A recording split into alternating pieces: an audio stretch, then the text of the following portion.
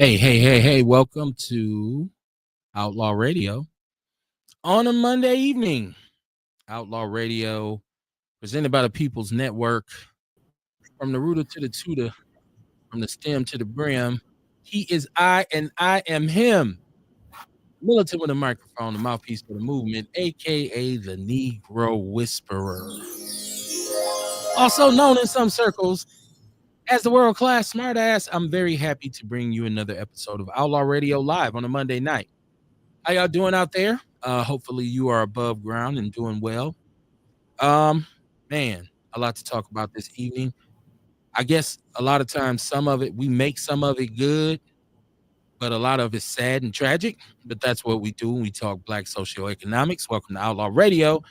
Got my co-host with me, Mr. Carter. What's on your mind, brother? Peace. I'm doing well. How about y'all out there? Welcome to Outlaw Radio. We talk that talk and we definitely walk that walk. Raising vibrations and elevating thought. Y'all better come on in. I'm trying to tell you I am the black woman lover, the black man's brother, the culture teacher, hood healer, the ghetto witch doctor. Hey, mama, there go the CMOS, man! Vitality, you see it right there behind me. The house got my back. You know what I'm talking about? Come on down. Let me build up your immune system. You know what I'm saying? Let's get it, family.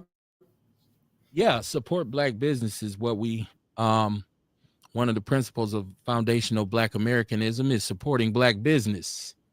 You don't know what the delineation movement is, you better learn. You better figure it out. You better find out. Now, if you want to get involved in the conversation, the number is 262-202-5131, 262-202-5131.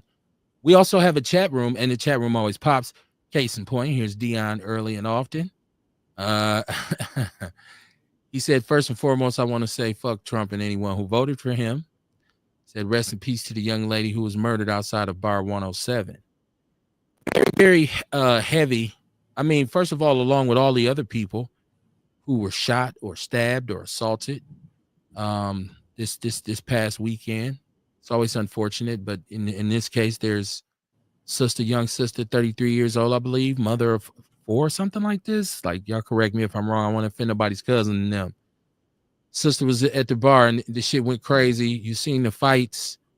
And then like afterwards, someone pulled up beside her and shot up her car, shot her and her sister. The sad part is hearing the news about her children and her daughter, I guess, who had just recently lost her father through the same kind of gun violence. So, man, tragic all around.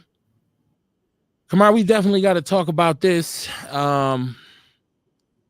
because I once again, I go back to trying to figure out how could this have been prevented. And I'm from here, and I went out to bars, clubs, taverns for the better part of 20 plus years, right? And I've seen a lot of fights. I've seen a lot of people get fucked up. Well, hell, I was in a couple of them. And I always said, well, what is it? What responsibility, whose responsibility is it to keep these people safe? Now, you say, number one, the club owner, because he or she needs to have thorough security. But I've long questioned why, if we know that clubs and bars close at 2:30, why aren't police squads assigned to those locations? It's not that many, Kamar. It's not like this is Vegas where we got 1 million bars and clubs. At 2:30, when the club closes, I don't see the problem with at least one squad car, right? Pulling up, parking, saying, I'm making sure people leave. I want to build on that with you.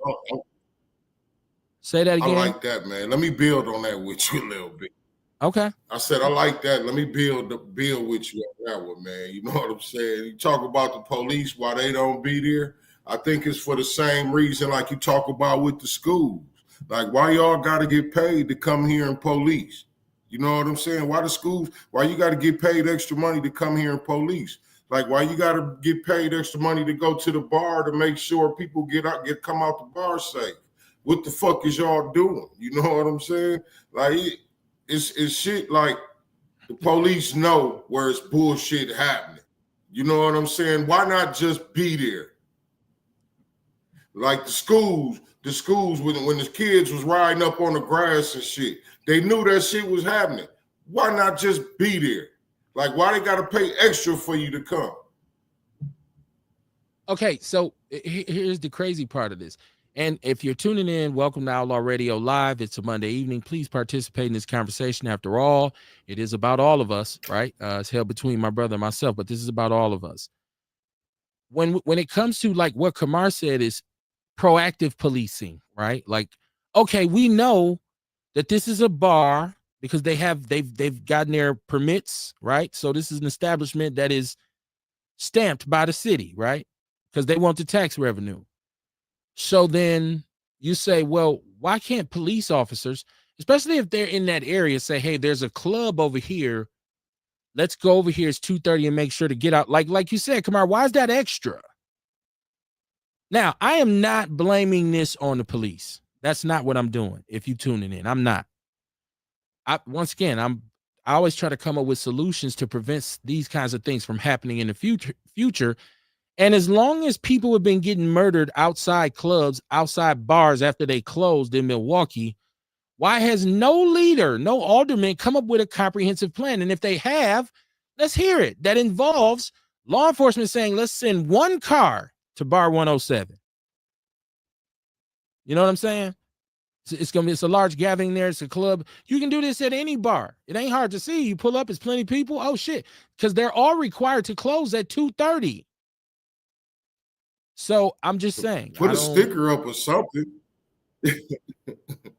I don't. The police. Put a police sticker up or something. So I hear a lot of times the excuse for them not being able to at least challenge crime in the city is because they say there's a lack of investment or involvement from the community. And they're always telling us, hey, well, we need y'all to cooperate. Well, one of the things you need in order for that to happen is to establish a relationship. You do that by protecting the businesses in those districts, by being on a first name basis of whoever got a mom, pop store, whatever. So if there's some drama, you can go right to them and say, hey, yo, hot boo. Hey, man, we can't have no more of that. You got to clean that up. You feel what I'm saying? Like, but there should be a partnership from the police department to say, hey, there's a bar right there and it's building up. You know how it is. A spot open. You go a couple times, you be like, man, that shit was jumping. And at first, it ain't that many people. By the time 5-6 months in, it's packed to the rafters. You come, it's a line. You're like, oh man. And eventually what happens? Motherfuckers get into it, tear it up, and somebody gets killed either inside or outside. Hell, we just had the bar down there on what is this down there on I want a Locust somewhere in that area where they had 2 people shot last weekend. It was an after hours party. So I guess my main question is this, Kamar. Let's make this palpable for the people. Maybe, or maybe we should be saying, where are the police? Maybe that's what we should be saying. Where are the police? I think as taxpayers, we are owed at least some police to come and say, okay, let's make sure these people get out of here. You might not agree that they out at a club partying. They might be drunk in the motherfucker partying. The people, how about the people in the bar? How about the people in the bar are taxpayers? That's what I said. Shit, protect them. Yeah. Protect them. So there's no clause in their policy that says protect people. Like I know, and look, I'm not knocking, like, police do their thing, but I'm saying in this case, in something that happens all the time, there's no leader that says, hey, officers. I know that I don't think it's legal for off-duty police officers to do club security. That's not what I'm talking about. I'm talking about assigned squad cars that at 2:30, when bars close, whatever area they're in, they at least do a ride by. Just the police presence deters a lot of riffraff. Motherfuckers ain't sitting out there smoking weed, parking lot pimping, none of that shit. Police pull up on a lot, 2:30 people, time to go home. Most motherfuckers gonna move around. But I got to go back to put the blame on the people who actually did it. These are individuals who are members of our community that are the type of individual that I would say needs to be removed and incarcerated for a long time. What if we have a fight in a club and the footage is wild. Like, it was a cat straight sleep. He ain't moved the whole video. He was asleep. It was chaos. Why is there no? Listen, I'm sure the police eventually arrived, obviously, but I'm just saying, if the police car is outside when they go out, I feel like that kind of builds the possibility that the crime could be deterred. But to these individuals, man, who habitual line steppers, you got to fuck it up. Everybody out there kicking it, everybody having a good time, and you motherfuckers got to tear it up. And to straight gun a woman down like that, ooh, that's nasty work. I don't know if this was a dude who did it. We don't know if it was. I thought they was the ones who I was into. You know, man, this scene, Kamar, looked like it looked like I wouldn't even want to be in there. I would have knew gunshots was coming. As soon as that broke out, we would have left. Like, oh shit, these niggas done went to fight. Let's get the fuck up out of here. You know, so, yeah, you know, but you know, these are some of the main reasons why I quit going out. You know what I'm saying? Because of this type of shit, man. Like over the years, after seeing this shit so much, the night got over with after this happened. Now I got to find somewhere else to go, or you know what I mean? Like you get so sick of that shit, man. And I just got tired of that shit. So that was like one of the adding factors for me to quit. And not only that, I started recognizing how a lot of people I knew kept meeting their fates around that time of night after the bar and during the club. You know what I'm saying? All that type of shit. Like it wouldn't even be their fault all the time. You know what I'm saying? Drunk driving accidents, all type of crazy ass shit around this time. You know what I mean? And I start thinking to myself, like, you know, it's kind of life threatening to be out here this time of night. You know what I'm saying? There's a lot of people meeting their fate this time of night. So, you know what I mean? I think the smart part of me just start feeling like, you know what? This shit's about over for me. I'm tired of this shit. Tired of the fights going out. I done spent all my money. Now the fight done broke out. I can't even enjoy the rest of the night. I spent all my money. You know what I'm saying? Now I can't even enjoy the rest of the night, man. Now we got to go home and shit. And I wasn't ready. Yeah, like I said, I've been on both sides. I've been in a bar and a club where some shit jumped off and it was wild, and I've been on the other side where I was involved in the shit that jumped off and it was wild. And she was like, "What the fuck? Like this is crazy."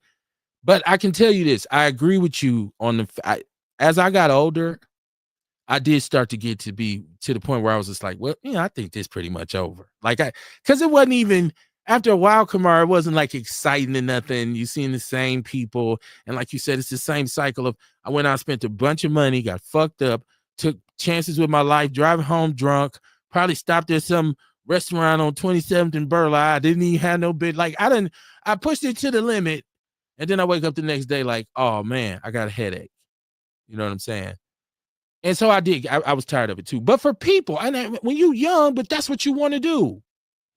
When you're young, you want to get out, man. You want to party. You want to go somewhere where you can, man. Women you should be able to. Yes. You should be able to. And once again, in no way, shape, form, or fashion am I placing this on the police. I guess what I'm trying to do is spark the idea of, hey, let's work with the police to start assigning at least a squad car to these establishments to protect the owners who are business people. If this was Miller or Miller Coors or one of the big corporate places here, you'd have police everywhere. But you don't care about the people in the hood who pay the taxes. Once again, now Dion, you make a great point. He says, is it really the police job to patrol adults out having a good time? I say yes. Look, they had a bomber at the Boston Marathon, bruh. Shit happens, man. This is bigger than it just being a hip hop club. And a lot of people, oh, it's a hip hop club. It's a young black club. That's not the point. They've had acts of terrorism, mass shooters, and each and every kind of event, gathering of people. I will say it is the police job to at least patrol the area. That's their job, right? Remember, serve and protect. Protect means I'm there before it happened, so I prevent it. Not post. You muted, Kamar. They probably was down on Water Street protecting them people. Probably. who was adults out having a good time. Right. Okay. He said they're not in Cedarburg patrolling those adults. Cedarburg. Let me ask you a question. I mean, you put paint where it ain't. Is there a need for a heavy presence in downtown Cedarburg? Absolutely not. It's not because they're white. It's because it's a small butthole of a community that nobody cares about. So people don't go there except for the people who are there. So no, it doesn't make sense to who cares about it. We talking about Milwaukee. And we're talking, first of all, the people in Milwaukee pay a whole hell of a lot more taxes than the people in, where did you say? What did you say? Cedarburg? We pay more taxes than them. Milwaukee is the biggest dog on the block, man. If you want to say per capita, I'm pretty sure it's probably more rich people in Cedarburg. Yeah, that means something. That makes a difference if it's a community where it's a bunch of wealthy people. So we can just leave that part out of it. I'm talking about what needs to happen in Milwaukee. You don't, like Kamar just said, you don't even have to go all the way to Cedarburg. Just look at Water Street and Brady Street, where there's white people. They're protected. There's patrols. How much law enforcement is downtown? You know why? Because it'd be a lot of people down there. So if it's a lot of people at this club, you should be there to protect them. That's like saying if you go to Summerfest and get fucked up, well, you're supposed to. I feel like the bar owner should be able to make a call to the nearest district and be like, "Hey, it's almost closing time, man. Can y'all send a squad or two up here?" It should be just that simple. Thank you. That's all I was saying. And listen, if your complaint is that this is just a result of savage motherfuckers who just need to be removed from our community, I totally understand that too. Yeah, you are. You a certain kind of motherfucker to pull up on any car and just open fire. Use a psychopath. You definitely need to be removed. And so, but once again, if we know these kinds of individuals exist, why aren't we as a city saying let's be proactive to protect innocent people? I can't tell you, oh, you can't go out, because guess what? If those people ain't going out, spending money in bars, buying drinks, buying gas, but for the car, going out to get you a fit, going to the barbershop, you stimulating the economy from Friday to Sunday. Now tell people, well, don't go out there and sit your ass at home. Nah, that's not how this goes. That's not how it goes. But I do want individuals to really point a finger at the type of people who like to go out and be on that kind of bullshit. I personally don't know what you're going out for if that's what you own. You know, like that I don't think I've ever went in any bar or club kicking and was like, I came to fight. Or I'm on guard for, we was always like, hey man, let's have some fun. Like, you know what I'm saying? But Milwaukee got issues, man. We know that. So I guess my point is, let's do something about the issues. We've been had these issues. We just ain't never done nothing about them. What has been done? What has been, what we talk about how police patrol our city. Now we know because of the Act 12 or whatever, the police forces, they got money to be increased to add more officers. But where are you putting those officers? First of all, I know that their budget takes up the majority of the city budget. They take up the majority of funding in terms of the city, how we budget annually. So I guess my point is, then what are you doing with the money if you keep saying, well, we don't have enough people, we can't do this, we can't do that? You got shot spotters, you got all kinds of stuff. It just doesn't seem like you have an effective patrol policy. That's all. That's not to blame them for that death. That falls directly on those individuals who did that shit. That's some foul shit.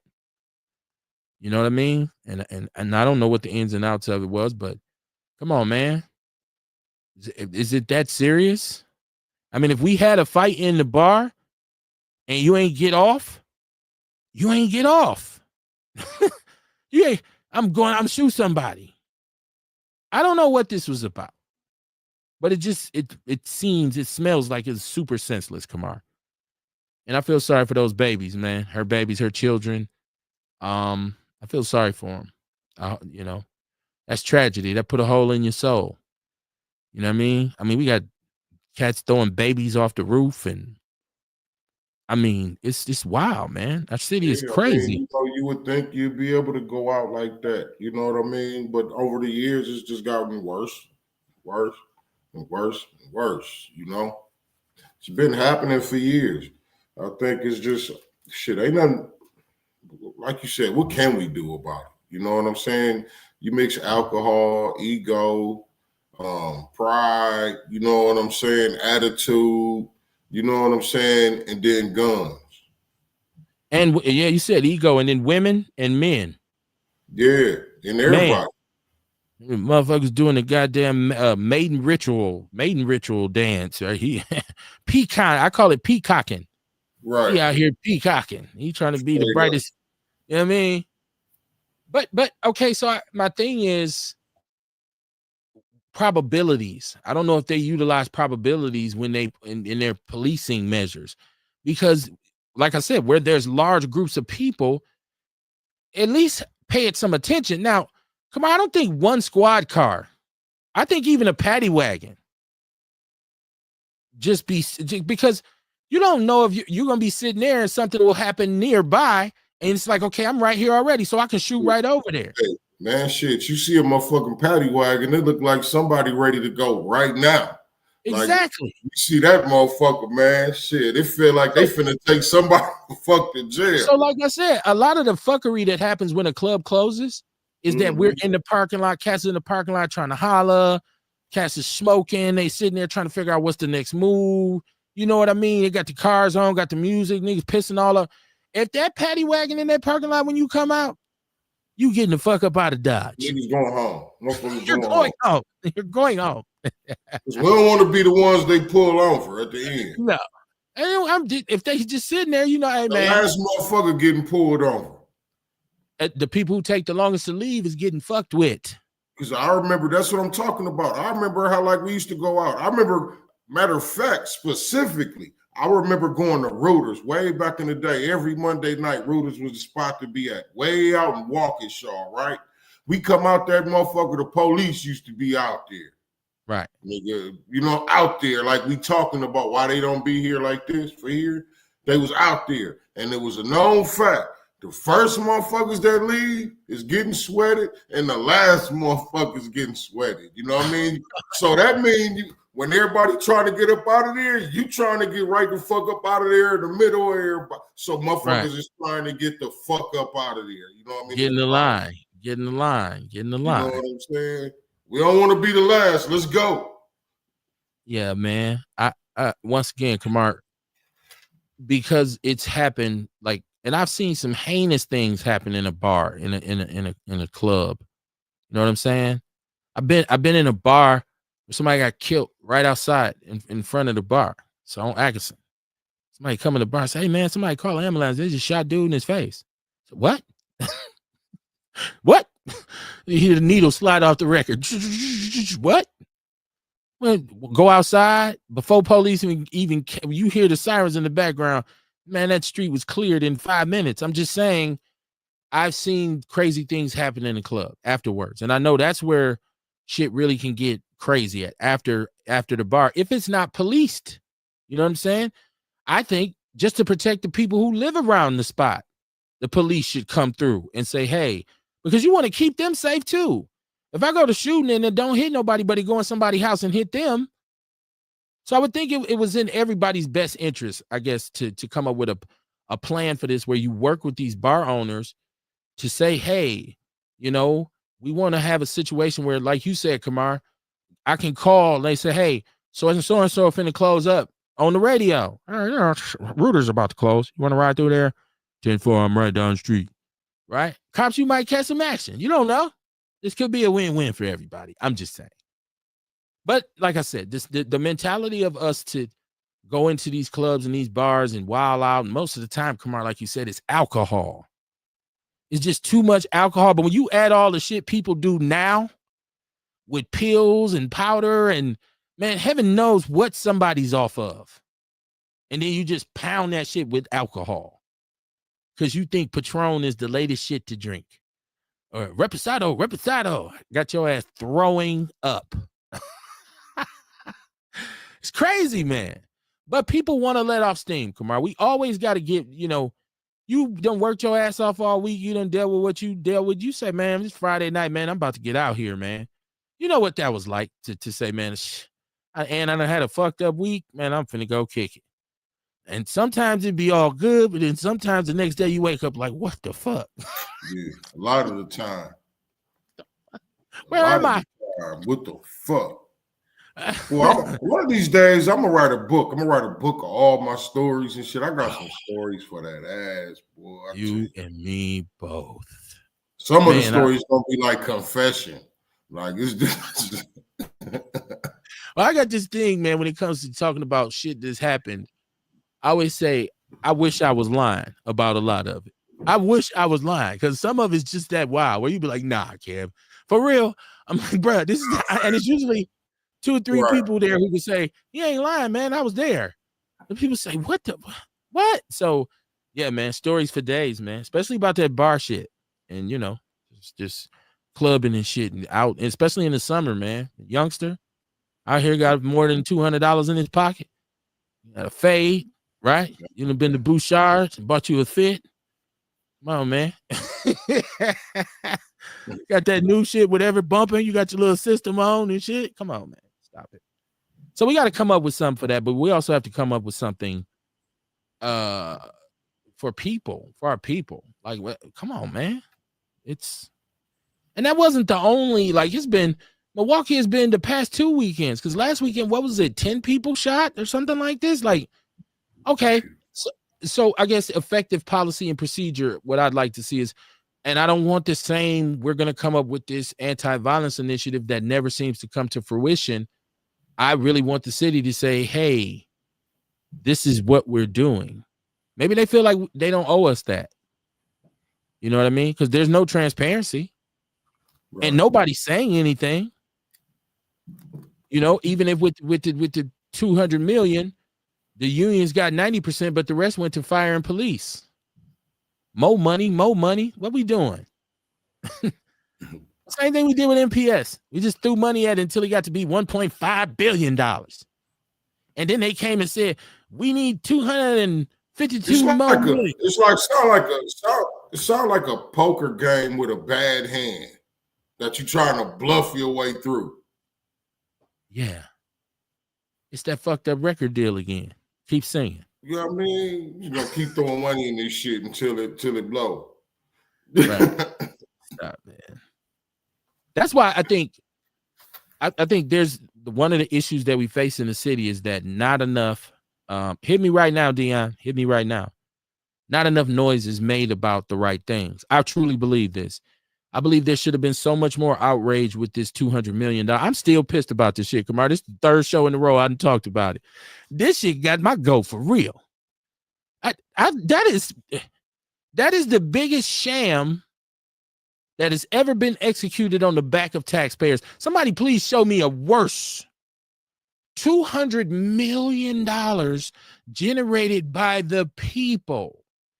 And you put 90% of it in pension payments for city workers. Yes, I told you. Some of this shit, I'd be like, man, I wish I was lying.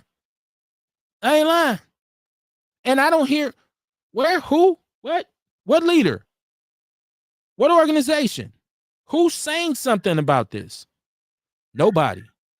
So when it comes to public safety policy and procedure in terms of protecting the community, nobody's saying, hey, man, hold on. We got a problem with the way this shit is, the way it's being, the law is being applied here.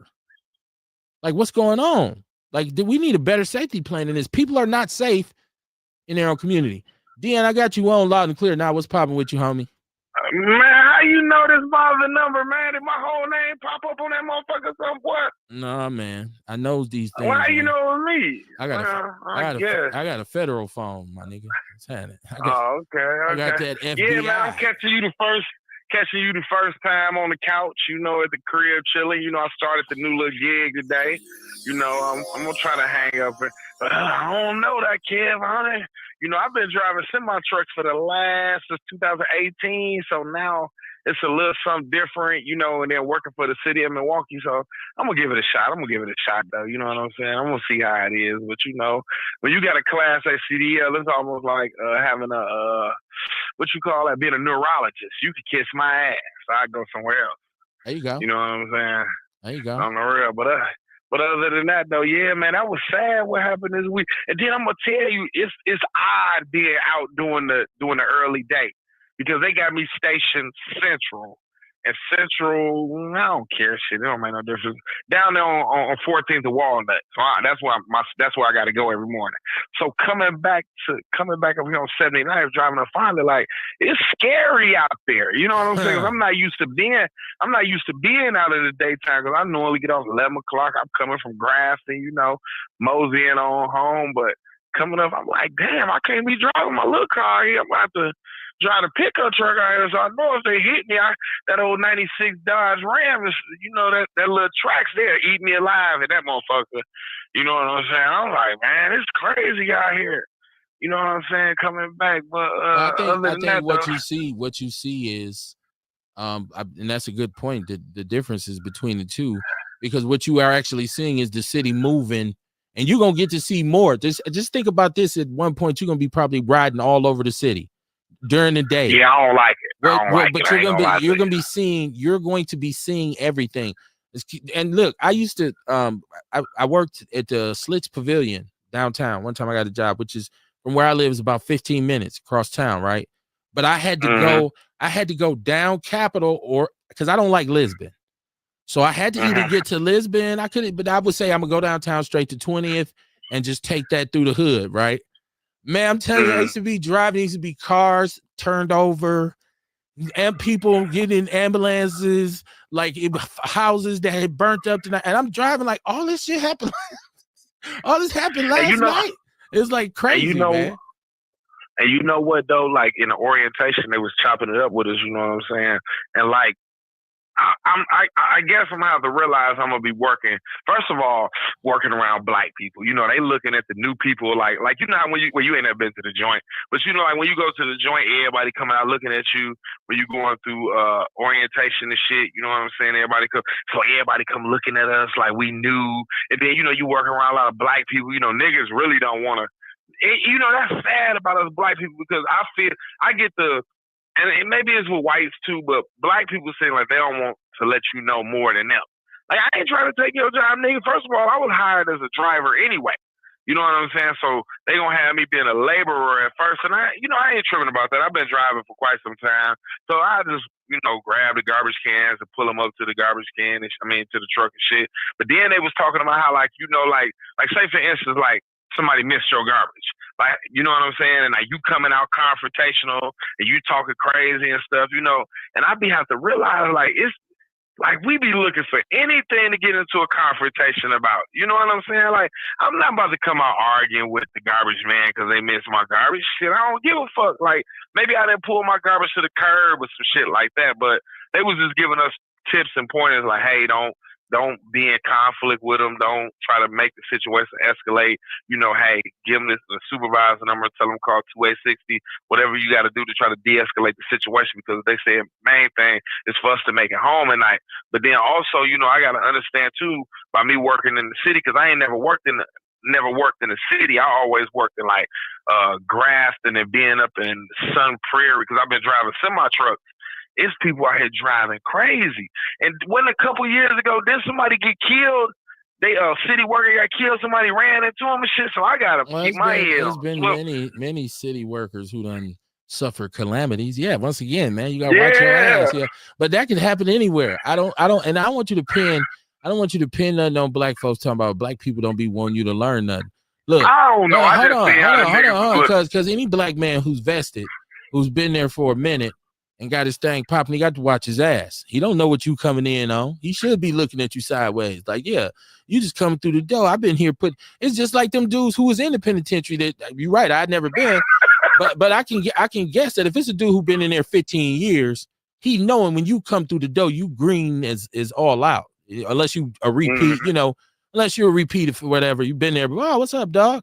But he know that individual. It's traits he can tell where this is a young fool coming through the door. That's why they probably be looking at you like that. So I've been on the job before when the new black dude came. And I was looking at his ass too. Like, don't you come in here with no bullshit. I had a good thing going. That's why you just got to be cool and humble and just do your shit and not even let, like I said, you know what I'm saying? I ain't never went outside hollering at no. I yelled at the plow plenty times, because if you have a driveway in Milwaukee, anybody who has a driveway, they get you. If you get up early in the morning, because I used to have to get up so my wife could get out the driveway, right? And I would come out, get the snow blower. Before I even had a snow blower, I would have the shovel, bruh. And I got to clear this walkway out. I mean, this driveway out for my wife to get out. I finally get all this done. Here come the plow, push all the snow right back into your driveway.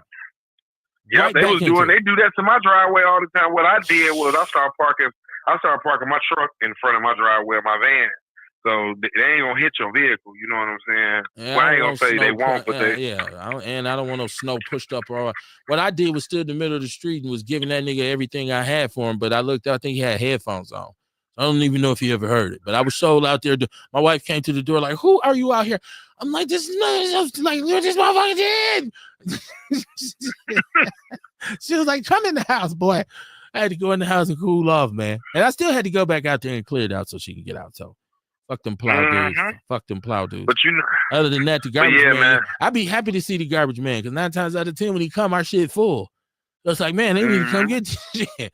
So yeah, and I know they get paid, so I don't be thinking they gonna get my garbage sometimes. I put a lot of dog shit in my garbage. They will stick in your ass. They'll send you a If you drop something in my garbage, I ain't going in and get it. No, they put that shit on your doorknob, especially over here. They put too much. Put garbage in a recycling bin or some shit like that. You get it. Hey, please. You put leaves. In time I cut the grass and put the leaves in the thing. They was on my doorbell. Like, yo, I'll be doing this shit, cuz. So. Oh yeah. Them for some reason, if them leaves go to the recycling area, they'll become combustible though. You know what I mean? I don't know. Yeah. But I'm gonna give it a shot. Though, because I've been trying to get in with the school. Why? Today I was supposed to go take my exam for the boiler attendant trainee, but by that time the city had already, I had my hiring date for the city, so it was crazy though. You know what I'm saying? But to keep it a bug though, if the city probably would have been, because I told them though today, I said I feel like the job description was deceitful because y'all had equipment operator 1 instead of saying a sanitation worker. Because I probably would never apply for it. Deceiving, not deceitful. I think it's probably a little bit. Well, it was. Yeah, it was. I told them misleading. It was very misleading. Yeah, that's what I thought. Yeah. Well, check this out. Listen. I'm happy you got your hustle up, and then that's what's up. And if people don't understand the significance of getting a job for the city of Milwaukee, I just told you about this goddamn pension shit that. that city employees get. There's a bunch of benefits and some paper involved. So congratulations to you. But I gotta go in a different direction right now. And y'all, please tune in. Please let me know how y'all feel about this one, because this one was something we spoke about. There was the murder of this transgender female a couple weeks ago. And it was early in the morning, and they said they had, when this happened, and they said they had arrested a 22-year-old. And we had talked about, and this is something that people get upset about a lot of times, especially when somebody gets killed. We talked about in regards to trans people, why do we have this epidemic because there's been so many trans people who have been murdered, and we kind of threw cats out there that are on the down low, and you're messing with a transgender person, and you know that they're trans, and then you get mad if they say they're going to expose you. We had an issue with that. We felt that was out of pocket. But then we talked about those who attempt to extort, right? And so, and I told y'all, I think we talked about this. The police recovered a cell phone that had evidence of extortion on the part of this transgender person, in which there was money extorted. I think we talked about this, didn't we, Kamara? They had the text messages where $700, a $700 payment, and it was like, you're going to have to keep paying me. I'm going to put you on blast. So that was the case with this transgender murder. And we kind of said, we wondered if that's what it was. Now, you know, people would get mad at us. They would, I'm pretty sure, because we had last time we talked about the last time there was a trans person murdered, and we talked about it, and some like transgender person called in and read us for filth. Yeah, and them gumps was about to find you. But you got your whole name on that, so it ain't hard. No, I mean, I'm hiding. I ain't what I say. What you mad about? Because I'm just saying, what you mad? Why would you be mad? I'm gonna come looking for you. What did I lie about? This is all in the news. This is all, you know, this is all free information. I don't know if you want to be a martyr. You know what I mean? If I'm gonna teach him a lesson. You know, you said a martyr. Yeah, I don't know if that's what you want to be. If you, I know where he lived. Like, okay.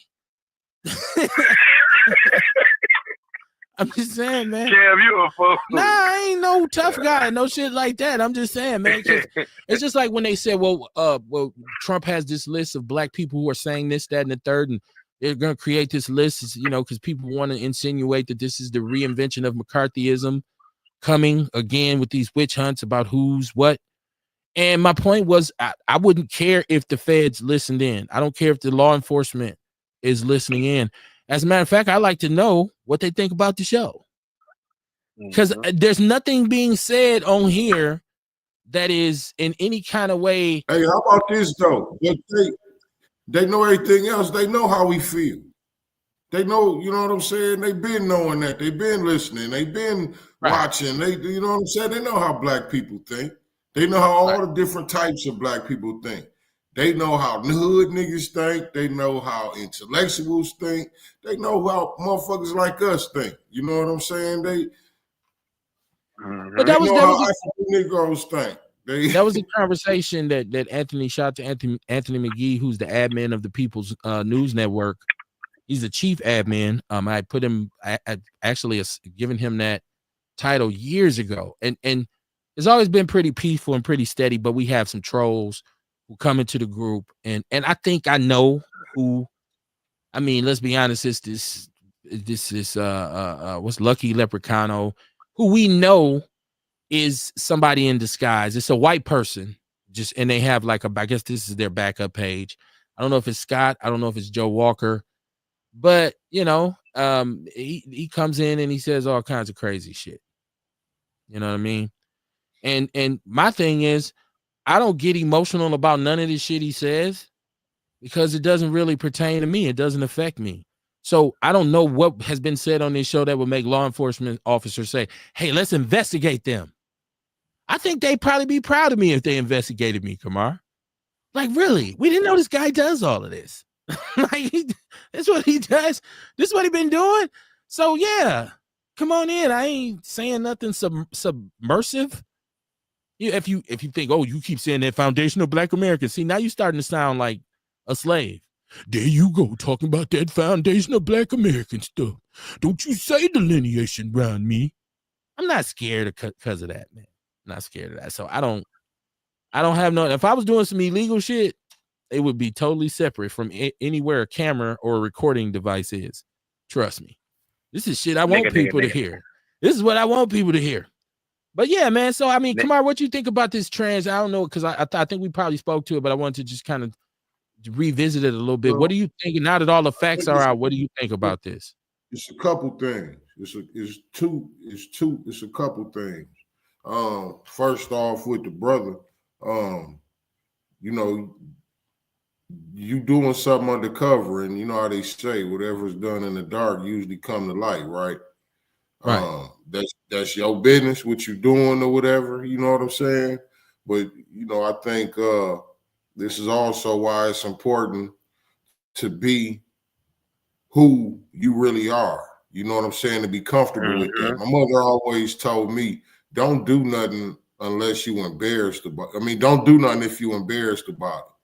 You know what I mean? If you can't talk about this shit, don't do it. You know what I'm saying? Whatever it is, you know what I'm saying? And then on the other side, on the flip side, I'm sure that they had some kind of agreement that he knew he didn't want to be outed like that.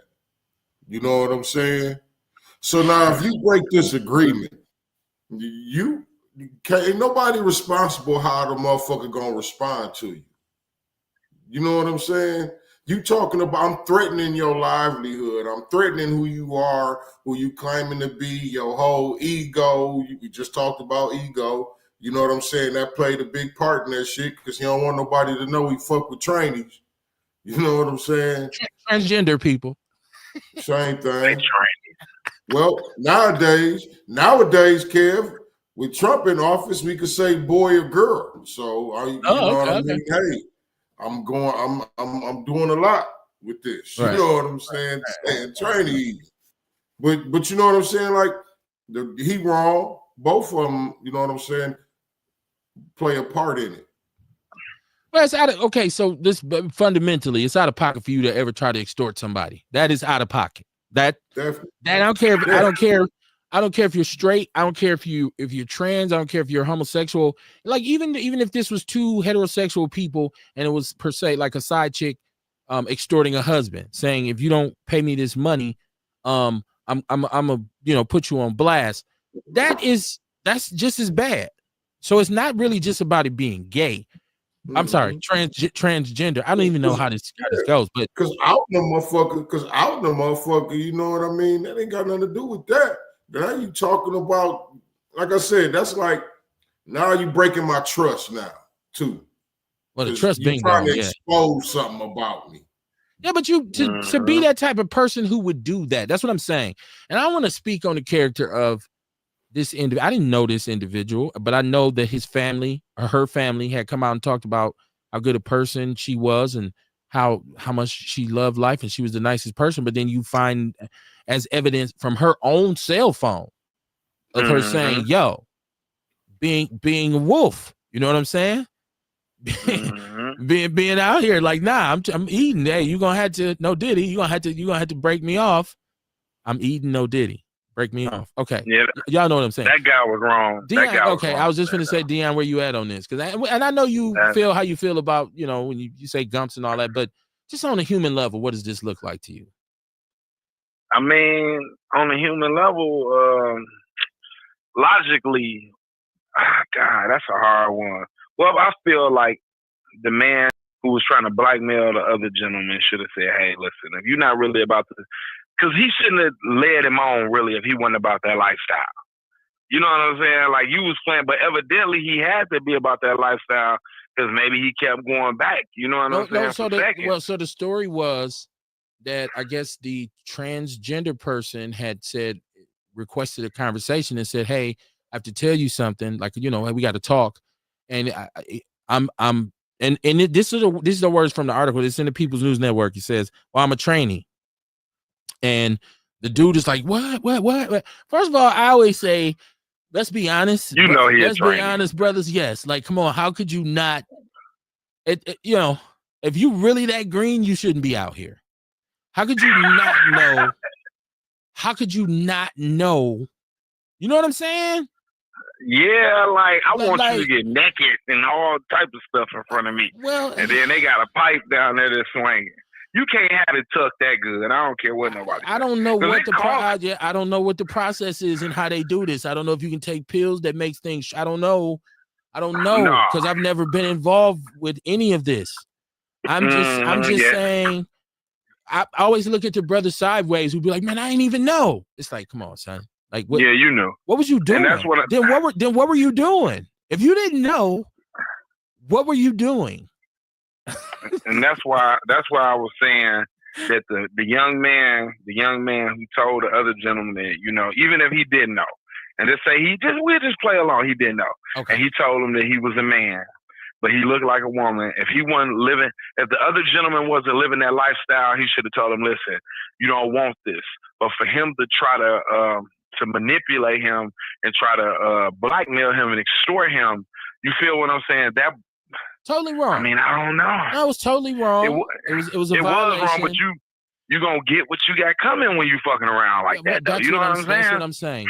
Wrong. I see wrong on both sides, and it's unfortunate. But Kamar kind of hit it too, where we talk about for a man, a lot of times your masculinity or whatever illusion of it you have, when it's threatened, people go to the mattresses. You know what I'm saying? Men don't, hey, man, oh, don't put me out. Like, and sometimes the dude is actually gay, but he just doesn't want people to know. And so it's, you threatening even the what they call it, the mirage of masculinity, and a motherfucker come out swinging. Like, I'm a man, though, I'm a man. And you still are, even if you're gay. Maybe you don't know, or maybe somebody needs to remind you of that. You're still a man, even if you're gay. So, you know, but yes, but on the other side, man, I don't know how many other people fell victim to this. I don't know if this was something that individual did, or is this a cultural norm amongst transgender men or women? Yeah, transgender women, in which they get this. What I do, I set cats up. You know, you don't know. Come on, you go. I think it is because everybody ain't gonna kill you. Some dudes that just hit you, man. Here, take this little bread, man. Go ahead. I think it is though, because I've seen the transgender on Instagram talking about it one day. You know what I'm saying? And they was just talking about, because it was like a quick, I don't know, it was like a little skip bit. And he was talking to another girl. He was like, "Girl, I told him I was on my period." Because the girl was like, "Well, how you keep on getting by like this?" And he had lied, told me he on his period, and I just give him some head, this, that, and the other, woo, woo, woo. And then, you know, when people out here on them perks and that lean, like, you know, I don't use perks and lean, so we don't know what type of affects that stuff. Because I believe one of my guys and got took like that, because he used to have them wild sex parties, and I think that a trainee probably got him. He probably was in the room with 3 women, with 2 women, and one of them was a trainee, but he didn't know because he's so high, and maybe he, you know, busting one down and the other 2 giving him some neck, and it was a whole man the whole time. And, you know, I don't even want this to get pornographic. I don't even, because that's not the point of this. Like, I don't need you to recreate this scenario. Yeah, you know, I think it's a delusional aspect to it. Okay. Right? You know, like most of them try to be more woman than a woman, first off. You know what I'm saying? Now, the delusional part in their head, they probably feeling like they look as good as real women, if not better. So if they can entice a man, you know what I'm saying, they can get him or whatever. I think it's some delusional shit in there, man. I tell people all the time, I went on the Homer Blow show. I told you, I know we talked about this last week, because I talked about me being on a Homer Blow show, and there was transgenders, and there was a lesbian, and maybe a homosexual. I don't think it was a homosexual male. I think it was a transgender man. Well, yeah, transgender woman and 2 lesbians. And the whole thing of the conversation was that straight men really want me, but they don't tell you. See? And my argument was, well, if he wanted you, knowing that you're a man, he's not a straight man. He's actually gay. So that doesn't have any bearings on me as a straight man. You know what I mean? Like, so then that'd be another thing too. They think all men gay and shit. Because that's what I'm saying. Yeah, like secretly, your fantasy is me. like no. Like I said, the delusional aspect to it. You know what I'm saying? Yeah, but it is though, like Bull said, a delusional aspect. Because I don't know if y'all ever seen this one series. This one series used to come on. I forgot what it came on, but it was called The Shy. It was The Shy. And on there was a guy, he was dating one, and he was like, "I'm not gay." How are you not? I mean, I'm confused, because even though this man looks like a woman, why would you want a man that looks like a woman when you have a real woman? So how are you not gay? Like, I'm confused. Like, this world will confuse you now. You know, like, seriously though, they had you questioning shit like, "Hey, hold on now, if you like me." Well, I think it's, and this is why I'm so against children being exposed to homosexual people and methodology so early, because a child does not know anything. They're a blank slate. And so sometimes, I mean, well, all the time, you become a product of your environment, right? It's the same way you say, how do kids who are born and they got 2 Spanish-speaking parents, they grow up knowing how to speak Spanish? Because they had 2 parents who spoke Spanish. So they adapted to the language. They figured out what it means. So my thing is it a possibility that if it's 2 gay parents or a bunch of gay people around the kid, that's what they kind of lean towards. It's like they didn't ever really get a chance to decide. Now, once again, I say we all know that you got a cousin or somebody in your neighborhood who from day one you knew that individual was gay. You knew, you say, damn, dude is like, you knew. And this young little girl who grew up, she like one of the dudes in the neighborhood. We knew that. So that's why I said I would never say, well, ain't no such thing. Gay people ain't. But I do think the influence and the agenda and like kind of like the whole trendiness, sometimes a cry for look at me, pay attention to me. And they say live out loud. I think that's I think that influences a lot of people to say, I'm just gonna go this route. And this is what I'm gay. So yeah, that's what I'm doing now. I'm doing gay stuff. So I know it sounds bad because I'm a caveman trying to explain and articulate this shit. So please forgive me. Because like I always tell gay people, I don't want no smoke with them. No smoke with them. Let me just live my hetero life. Shout out to everybody who's out there supporting St. Patrick's Day, but fuck y'all at the same time. Why are you supporting St. Patrick's Day? Have you done your research on what St. Patrick's Day actually is? They sad. Well, that's sad. When Black History was around, I don't want to celebrate that Black Power shit, that Malcolm X shit. But then you out here kissing me, I'm Irish. You don't get the fuck out of here and go kill yourself in the basement. You know what? Do people know, Kamar, what the St. Patrick's Day thing is really about? Because we talk about, you ever heard somebody say, kiss me, I'm Irish, and I'm Black? And I don't know if people know a long, long time ago that I guess there were a nation of pygmy Africans who were in Ireland, and the celebration of St. Patrick is he was sainted by the church because he is supposedly the one that came in there and helped to rid Ireland of the African pygmies. Is that the way you've heard it, Kamar, or am I alone? I don't know. Yep, because they wouldn't accept Christianity. Okay. Yep. Oh. That's exactly how I heard it. Okay. I just wanted to make sure let me say, where Kerry get that shit from? St. Patrick was a fucking terrorist. Hey, St. Patrick was a fucking terrorist. Well, he evacuated an area. He did something. Sound like terrorist activity to me.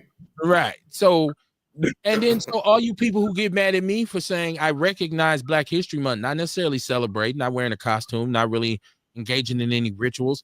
People who get mad at me when I say, hey, I like Juneteenth.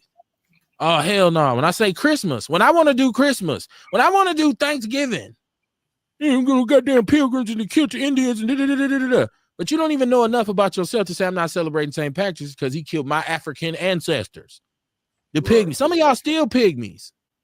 Y'all go look it up. Come on, these people. Come on, man. Welcome to Outlaw Radio, man, where you learn things. Shine Moore, I see you on deck, Shine Moore. You said what I just joined in on. You joined in on Outlaw Radio Live, brother. Welcome to the show. Go ahead, Dion. I cut you off.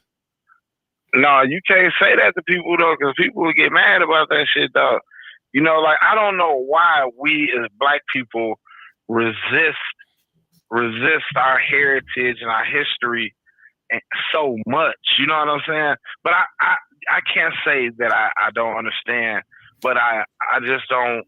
I can't agree with it because I guess when you look back on our heritage and our things like that, it just speaks of oppression and it makes people sad. And I don't want to be sad. And you know that was so long ago. And but Dion, how much of the good are you looking for? Maybe you just fixated on the tragic parts of it without looking at the great parts of our history. Because we do have a great history. A lot of people don't give credit to us for. We had some things go on, but we've had some great moments in history that were initiated and perpetuated by Black people that nobody can deny, right? So I don't, depends on what you're looking for. If you're looking for trouble, you usually find it. If you're looking for a place to rest, you usually find it. Ernest Walker said the Twa, is it the Twa? I said the Twa tribe, is that what it's called? Like me. I love it. I love it. I think he's talking about the people. I know he's talking about. I don't know if that's the name of them, the Twa tribe. I'm trying to say, is that the name of who I'm speaking of when I say about St. Patrick? Jeff Crape down in Houston via 414. What it do, Jeff? Man, how you doing? He said, "What up, Outlaws? How y'all feeling?" Man, I'm good, man. I'm good. Once again, I focus on not complaining. You know what I mean? Dion, when I say I don't really look for bad shit, so I'm able to avoid some of it. Like I'm looking almost always to have a positive experience, and a lot of times it's pretty plausible. It's like, okay, that was cool. Because I noticed back in the days when I used to leave the house and be like, shit, I ain't no telling what the fuck finna happen. I'm out here. Usually I ran into some bullshit. I got into some shit, right? So, yeah, no, I feel good. How you feeling, Kamar? You all right? Yeah, I feel good too. Hey, look, St. Patrick, he ran all through Ireland killing people. So it was more than just the pygmies. It was more than, you know what I'm saying? It was a lot of different people. Like I said, this was a religious thing that they sent them on. Right. You know what I mean? You convert these people to Christianity or kill them. Okay. I was just concerned about the black midgets. I'm sorry. I shouldn't have said that. I mean the pygmies. I mean the African pygmies. Hey, look, now the pygmies, the relevance to the pygmies is because that's where they get the little white leprechaun from. Right? I know. Yeah. You know what I'm saying? The little white, they just colored it. They whitewash. Yeah. Hell yeah. Man. You're gonna learn to do it. You want to find me? You want to find me gold? Right. My pot of gold. But you know what though, man? I wish I could just. I need a mental escape from things, from everything. Like I damn it want to start like reading novels again and books, because I was watching something yesterday and it was about it just like white people just try to portray, to me, I say in my opinion, because I was looking at some lady and she was a monster, but on camera she just portrayed her life like it was like she was like what's her name, Betty Wright or whatever that lady, you know, the old school pictures when Donna, whatever her name is, she had the little apron on and everything was cooked with the well manicured line, and the dad come in and the kids, and you know what I'm saying? White people just try to portray their life like they just so wholesome and great, and they got the most horrible, violent history it is, and then they have tarnished our reputation and turned us against one another and got the world looking at us, and they still running around here like we got a fucking uneducated high school dropout silly motherfucker in the White House, and he just doing everything, and it's just like, oh my God, like you just can't stand it though. You know what I'm saying? It's just, I just don't know what to say, man. I really don't. Well, I mean, it's not much to say except for get right, foundational Black Americans. It's what can you say when you know enough? Like I feel like we, especially us, foundational Black Americans, should be under no disillusioned state of mind about how white people actually are and what their mentality has been, what our experience with them has been. You know what I mean? So I feel like you preaching to the choir when you start telling Black people anything about, man, their history is so violent and they're so crazy, and it's like everybody looking at you like, we know, but the question has always been, what are we going to do about it? As opposed to just sitting there calling it out. A lot of people feel like it's cool to just call it out. No, I'm gonna call it out where I see it. But what are you actually doing to stop it from happening? So like that's usually the issue with any protest or march, because you're not really worried about what's going on during the march or during the protest. What you're really concerned about is what's going to have to happen afterwards. Was the message felt? Was the leadership of that protest or rally smart enough to have established communication with who or what they're protesting against? You know what I mean? Or else it was just a good day where we got together and hung out and then we walked. You know what I mean? Like, so, yeah. So so really we have to start being fixated on solutions. And sometimes those solutions require us to ask more from ourselves, more from our elected officials. We should ask for more from our tax dollars. We should be accountable on several different fronts. I feel like that, and that goes for people across the board, but black people especially. Like at this point, I think like at this point, what don't we know? Like it's unless you were a whitewashed person of color, a foundational black American who your parents or whoever who have brought you into this world or who's responsible for your upbringing, if they completely whitewashed you and put you in a place where you never, and I don't know where they put you. Maybe they helped you create an illusion in your mind that race issues and race matters ain't real in this country. And maybe you'll be a little bit naive. But this country got a way of showing you exactly who the fuck you are. We call it a nigga moment. They will remind your ass, right? But I'm biracial. You a name. My wife's white. My husband's black. Whatever. They're gonna show you this. That's the nature of it. So yeah, I agree with you in a long-winded way. Shabaka says, greetings from Sin City. Shout out to you, Shabaka. He said it's on StreamYard. He said not only he has Shabaka's black experience on StreamYard. He said, now if I could only figure the shit out. It's very simple. Streamline is very intuitive. Trust me. I've looked at several different services because now they offer you these services. And StreamYard is one of the most simple, straightforward ones. I was going to switch to one. I can't remember the name of it, but it was just a little bit more complicated. So I was like, I don't really need the extra shit. He said he's a diasporic African. Okay. Yeah, maybe my great grandfather was. Boy, you a damn fool. I'm a North Side Milwaukeean. But then another thing too.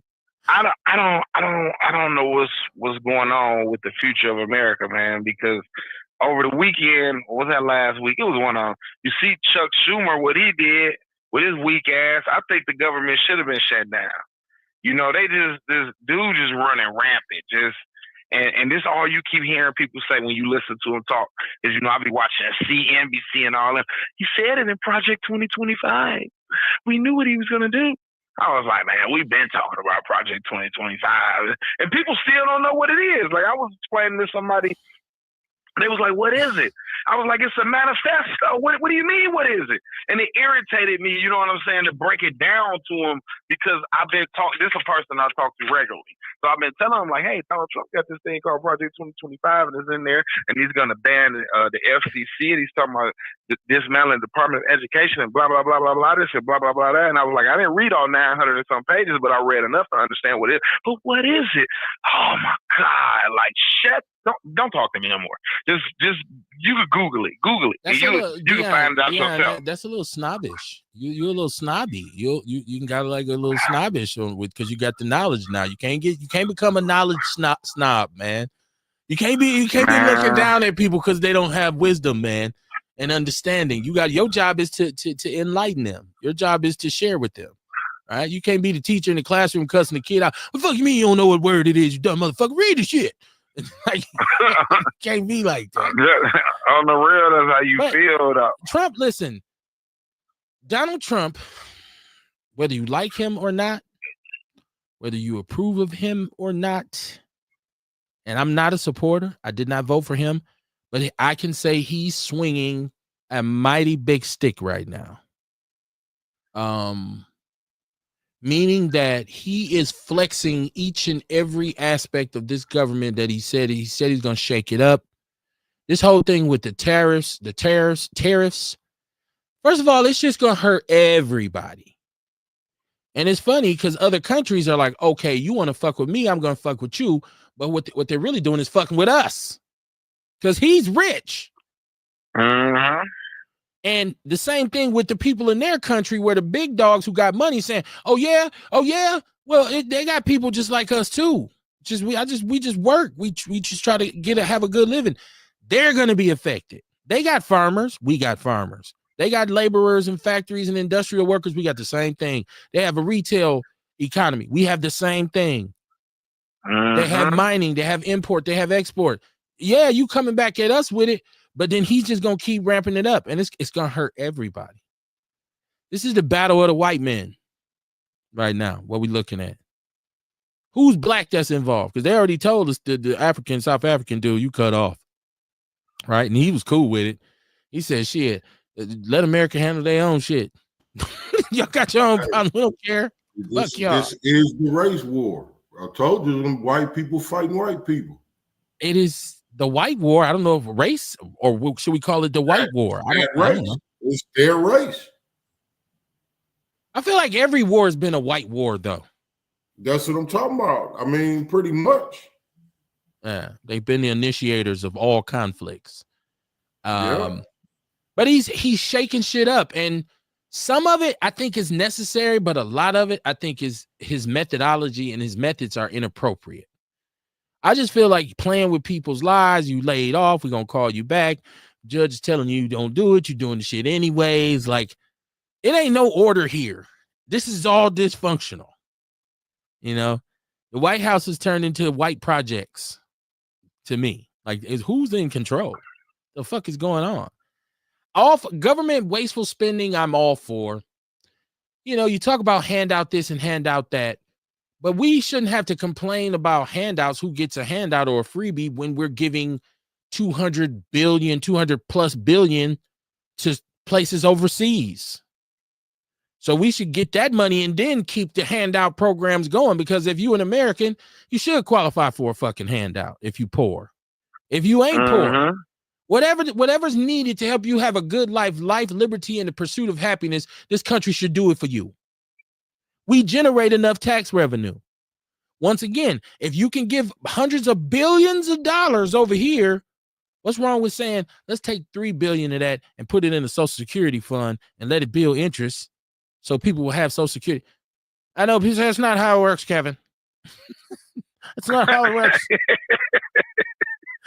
But that's what makes the most fucking sense to me, as opposed to the way he's going about it. Like, you know, and some of this shit in terms of wasteful spending, I guess the biggest question is that we keep asking, I think intelligent black people keep saying this, hey, they've located a lot of money, but then another black dude says, but are we going to get some of it?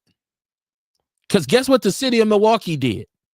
They located a lot of money, $200 million, and then gave 90% of it back to themselves. Look it up. 90% of the $200 million collected via the tax increase 2% in Milwaukee and Milwaukee County netted $200 million for the city of Milwaukee, 20 million more than they had anticipated. And 90% of it was pre-allocated to go to the pension system for city employees. So shout out to you, Dion. Boy, you should. Got a fat ass pension when you know, anytime somebody laughs, be like, ah, look at dude, you be like, motherfucker, how much you got in your pension? They're gonna stop laughing. They're gonna stop laughing. What the fuck? Teachers don't even have pension. You think, but I know MPS is not governed, and teachers have a pension, but it's nowhere near what city and county workers have. The dumpster is insane, deranged, racist, idiot, and trick. That's what Shabak is saying. Said the dump is speaking how he honestly feels. To fight tariffs is quite simple. Do not buy the shit. Let white folks kill each other.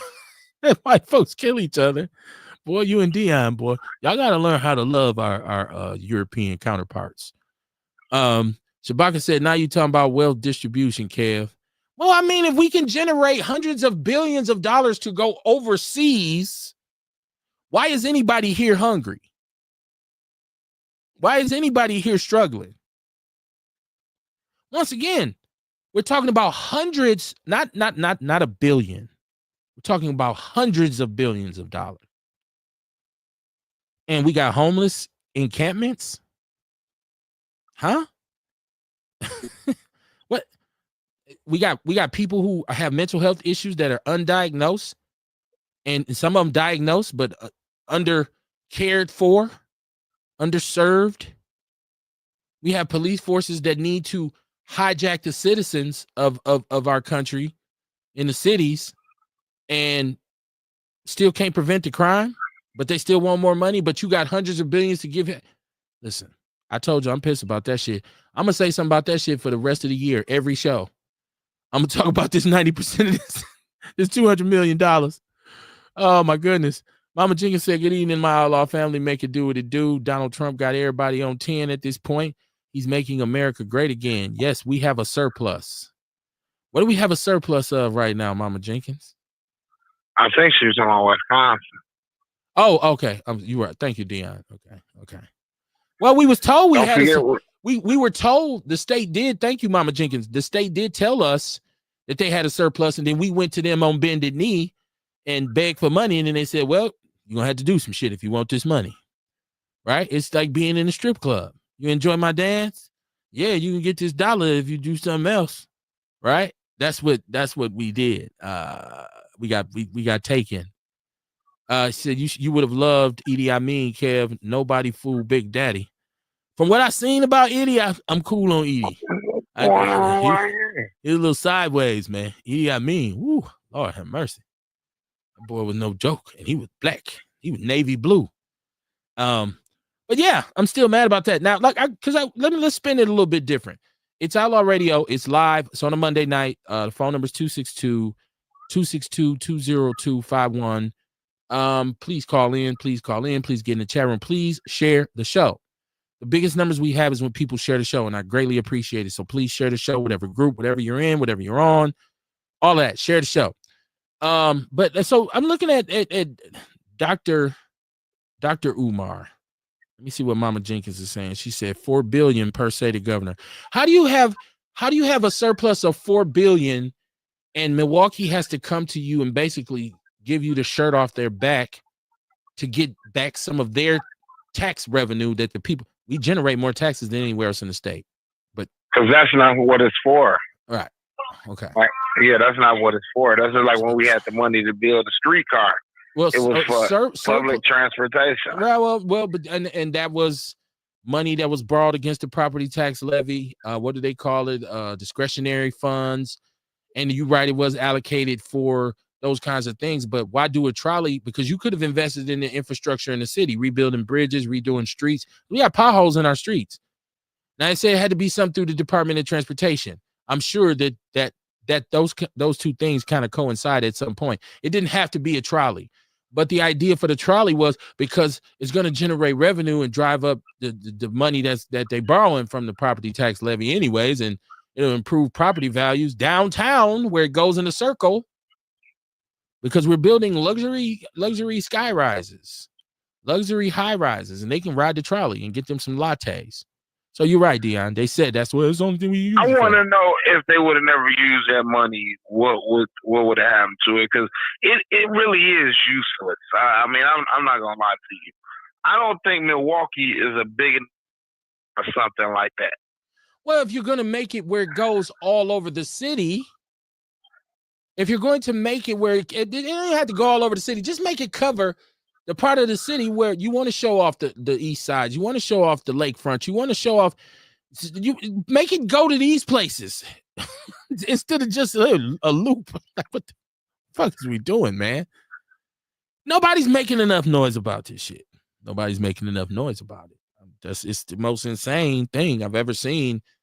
I don't know that I've seen voters as sleepy as Milwaukee voters. And even after they cast their votes, just to come back and call somebody out and put them on the carpet and say, you didn't do what you promised. We're not happy with the progress we're making here. But I think the problem is it comes down to a vacuum in leadership. Okay, we'll talk about that for a second. Mama Jenkins said Wisconsin ended its 2024 fiscal year in June with a larger than expected $4.6 billion state budget surplus. The surplus is over $1 billion more than predicted earlier this year, but well below the $7.1 billion left over at the end of last budget cycle. Where that money going? Where that money at? 2 years in a row? If I say 7 and 4, hold on, 4 and 7, I'm doing my arithmetic. 4.6 and 7.1, that's 11.7, ain't it? I ain't the best with math. That's $11.7 billion, right? Milwaukee's on a fiscal cliff. Your largest city that generates the most tax revenue, and they got to come back to you and say, hey, can y'all share a little bit more revenue with us over the next few years? We'll do whatever you want. And they said, all right. I say it all the time. Did you at least pinch the bitch? Did you resist at all? Stop it. It's stupid, man. And I said it's because of a vacuum of leadership, because somebody asked me this one day, and it was a white person, and I'm normally never stumped when a white person asks me anything, right? And they said, well, okay, well, who name 3 black leaders today? Name the top 3 black leaders that you would follow, that you listen to, that you revere, that you say that person has the right frame of mind. And I struggled for a second. Of course, off the top of my head, I said, I'm a follower and a supporter, and a follower, meaning I follow his teachings, of Minister Louis Farrakhan. I love Minister Farrakhan's message. I think he does a great job at showing where the inequalities are versus our own ineptitude and some of the bananas and tailpipes that we fall for. And then after that, it was slim pickings. I said, well, I love Maxine Waters too. And it was like, now I'm not up on all of the young up and coming hot young politicians. I'm not. But who is the leader? Who's a black leader in this city? Who is somebody we can go to? Like when I was young, we had Commander McGee, where you knew if you went to Commander McGee with something, there was going to be some hell raised about it. When there was issues to be exposed, you knew he mobilized people. When he spoke, people listened. People revered him. He was a person of the people. He created transparency where there was none. Who is that today? And you don't have to be him exactly, because the great thing about leaders is they all, over the years, they develop, they evolve. But who are we looking at? Anybody got anybody? This is open. Call in the chat room. My panel. Who's the preeminent black leader? And when I say leader, I don't mean we're all going to follow anybody, right? No Pied Piper type shit. But I'm saying somebody who, when you see that individual on the news or involved with something, you say, okay, this shit's valid. I fuck with it because I respect how this brother or this sister moves. So who is that person? Or do we need to name 20 or 25? Because if we do, then we'll never get to a solution, because you ain't never seen 25 people sit down and agree on shit, especially 25 black people. So there's a need for leaders here. Right? I could say, I look at Keith Terry and I say, here's a leader. Here's a brother who put his money where his mouth is, invested in his community, has done great things, is delivering positive messages. But Keith is doing Keith. Like he has his business. He's successful in what he does. And at this point, I don't think he's trying to be the leader of the masses. But the whole group we need leadership. We need people to come and say, hey, this is what we moving, y'all. This how we gonna do it. And once again, I didn't hear nobody on the panel say nothing. Y'all got to say something. Like Rick James is my leader. I don't know. I don't see any. I don't really see. It's people that I admire, but it's. Who do you admire in this city as a leader? Who do you admire as a leader? I admire Senator. I mean, well, she's not senator, but she's a judge now. Lena Taylor, because I felt like she was thorough and concise, and you know, she was adamant in it and very animated and emotional about the things that she did. But far as that though, you know, like the thing about Milwaukee is special though. You know what I'm saying? I'm not saying special like that, but we are not a Chicago, a Detroit, a Memphis. We have a small population in the state, because the state itself is a predominantly rural and white state. It's 86% white. We know this. We know we're probably about 8 to 12% of the state, and 90% of that population lives in southeastern Wisconsin, and a large portion of that lives on the north side of Milwaukee. We know that. Yeah, but so it's hard. I don't think black people that step out in the forefront here in Milwaukee want to be ostracized because their white constituents really don't see things that go on besides seeing it on the news.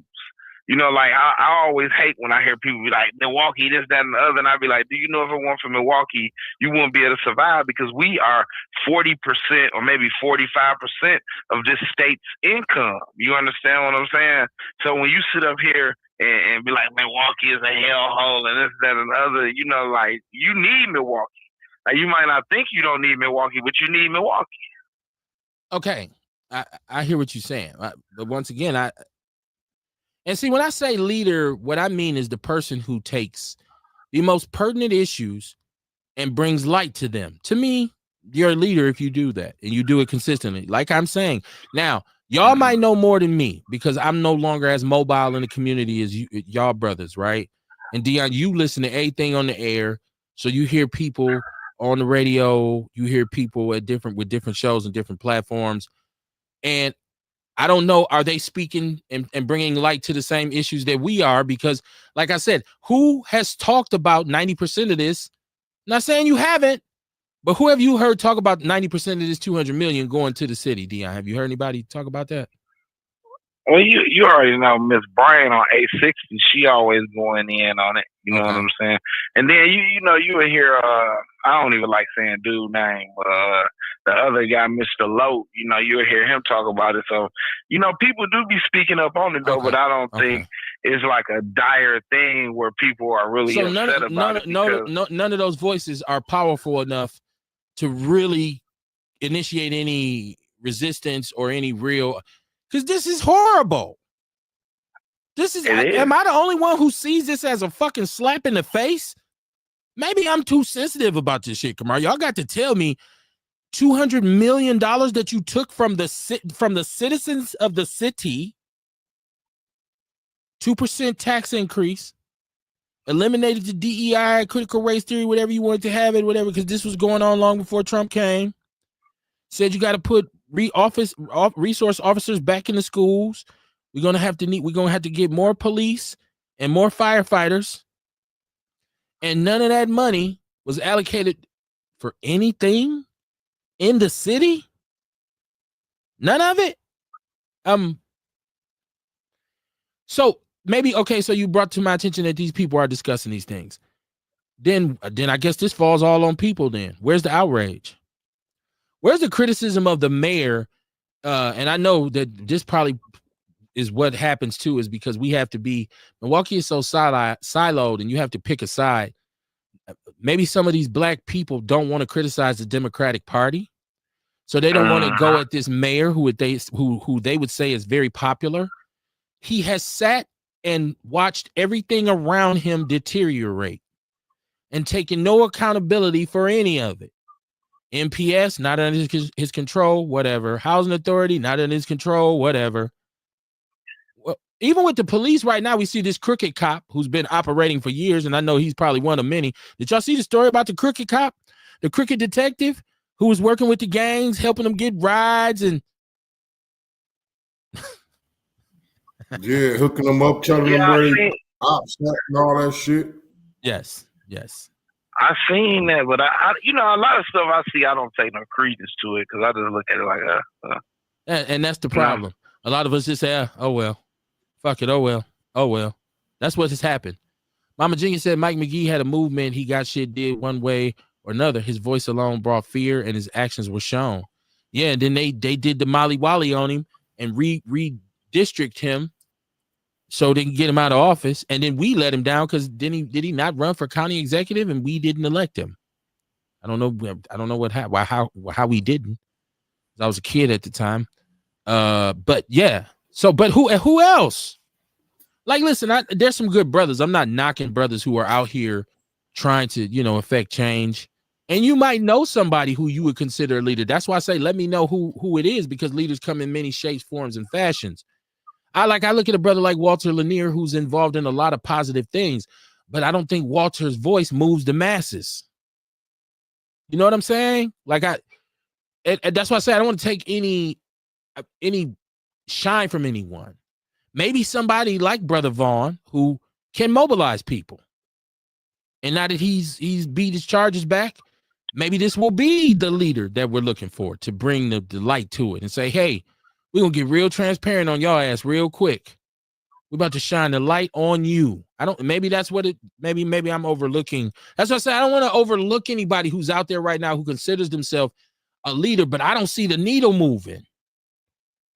And I don't hear the outrage. Of course, I don't listen to 860. I don't listen to the truth. So that's why we got Dion here.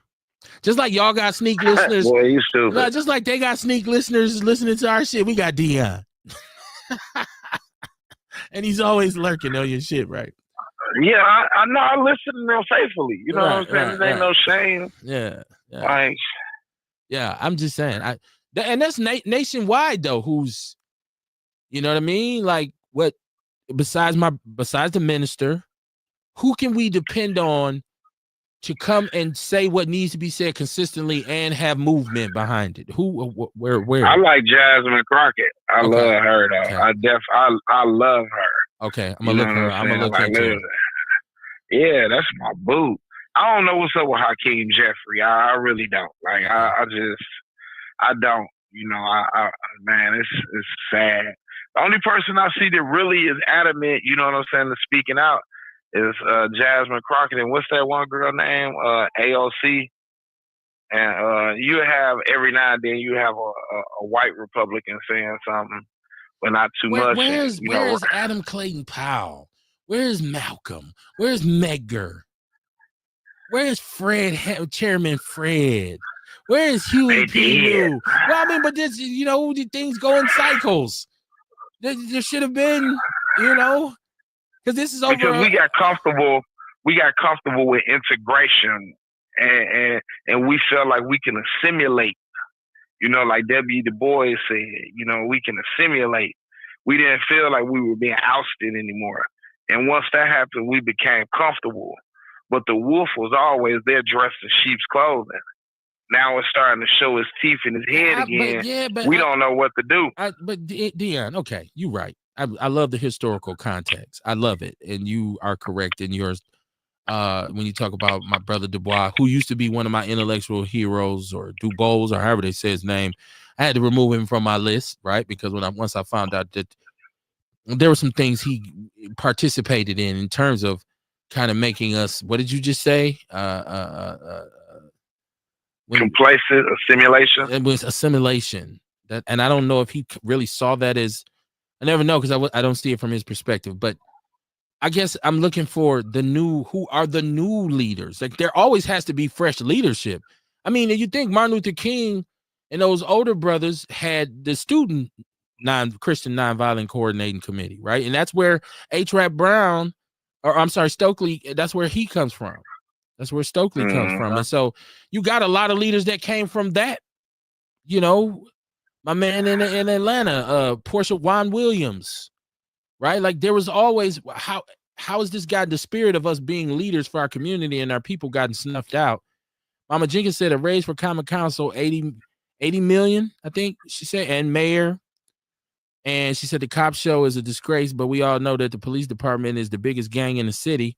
Let's not forget the Punishers, Jump Out Boys, Night Train, and the Hillbillies from District 5. She ran them down. Historically, she said, by my house when I was young, that was Fella. I don't know if anybody remembers Fella. They all had like Corvettes and sports cars, and they had Fella on the place, Fella 1, Fella 2. It was cops, and they lived right on Capitol across the alley from us.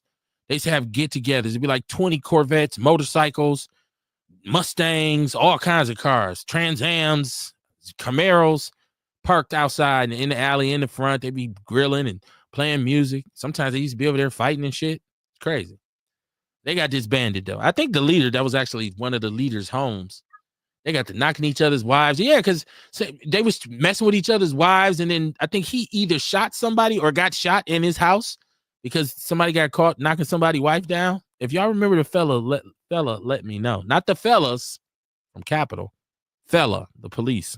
You remember that. Mm-hmm. But I mean, we talking about leaders, so I want to say, Kamar, do you think Dr. Umar at this point can even be considered a leader, or should he just go off into the night? I feel like with the whole daughter thing and with the school thing, and then he says this now about white women will invest in you and build you up, but a black woman basically won't. I feel like he's tarnished himself. He shat himself. What you think about Dr. Umar right now?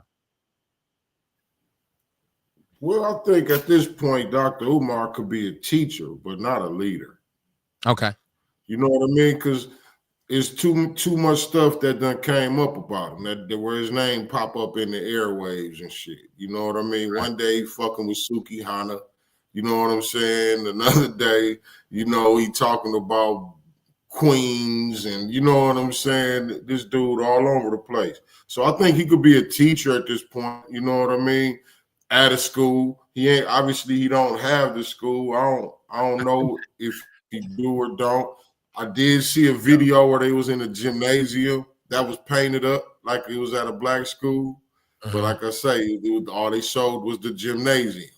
You know what I'm saying? This school should be the most technologically advanced school in the history of schools because it has taken 20 years to build. Like this has to be the most impressive educational facility you've ever seen in your life. But I like that. I like that summation, Kamar. I do. Like, I feel like he is a brother who has valuable knowledge about a lot of things. I'm the prince of Pan-Africanism. I don't know that we are even on Pan-Africanism, us as foundational Black Americans, as seriously as we was, because we figured out that we, in our essence, are Americans, our cultural identity. But I'm seeing brothers and sisters now saying we were here anyways with Native Americans, so we didn't even come from Africa. A lot of us, some of us are not even from Africa. We're Native Americans. And those were African descendants of individuals from Africa who had been here years prior than Columbus, right? Depending on what where you at, where you sitting at. But yeah, you're right. I like that. A teacher, not a leader. I like that, Kamar. Thank you for that. Yeah, you know, because look, you think about leaders, right? Leaders got to be able to fit. They got to fit that role, man. You know what I'm saying? Like your lifestyle got to show it. You know, like your life, your timeline got to show that you're a leader. That you don't be indulging off in bullshit here and there, because we don't need no bullshit to pop up on your name later on down the line. You know what I'm saying? It's a bad look for the people when that type of shit happens.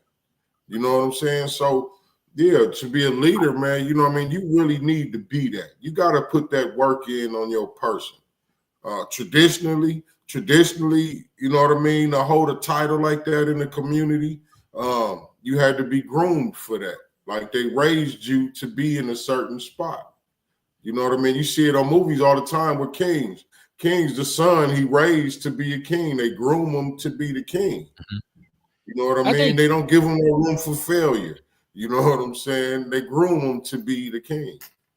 I think too, Kamar, what I don't see a lot of times is the humility, because I think all the greatest leaders who were really great leaders were humble at some point. Like people say, well, Kev, you love Adam Clayton Powell. Do you really think he was humble? Well, I think in the beginning, I think he was convicted with what he was doing and what he saw when he went to Washington from Harlem so much that I think at one point he was a humble servant, but then he understood like, hey, I've gotten enough done and these are the spoils that these cats enjoy. So I feel like he was like, I earned this shit. You know what I mean? You know what I mean? Like, I think the greatest leaders don't even want to be a leader. That's you the know case. What I mean? Yeah, they understand that's true. what that means. They understand what that is. You a servant now. You a servant to the people. You know what I'm saying? I just made a video the other day, and I said that. I said, man, niggas out here ain't no motherfucking kings. You know what I'm saying? Kings are leaders. Leaders are servants. Now, who are you serving?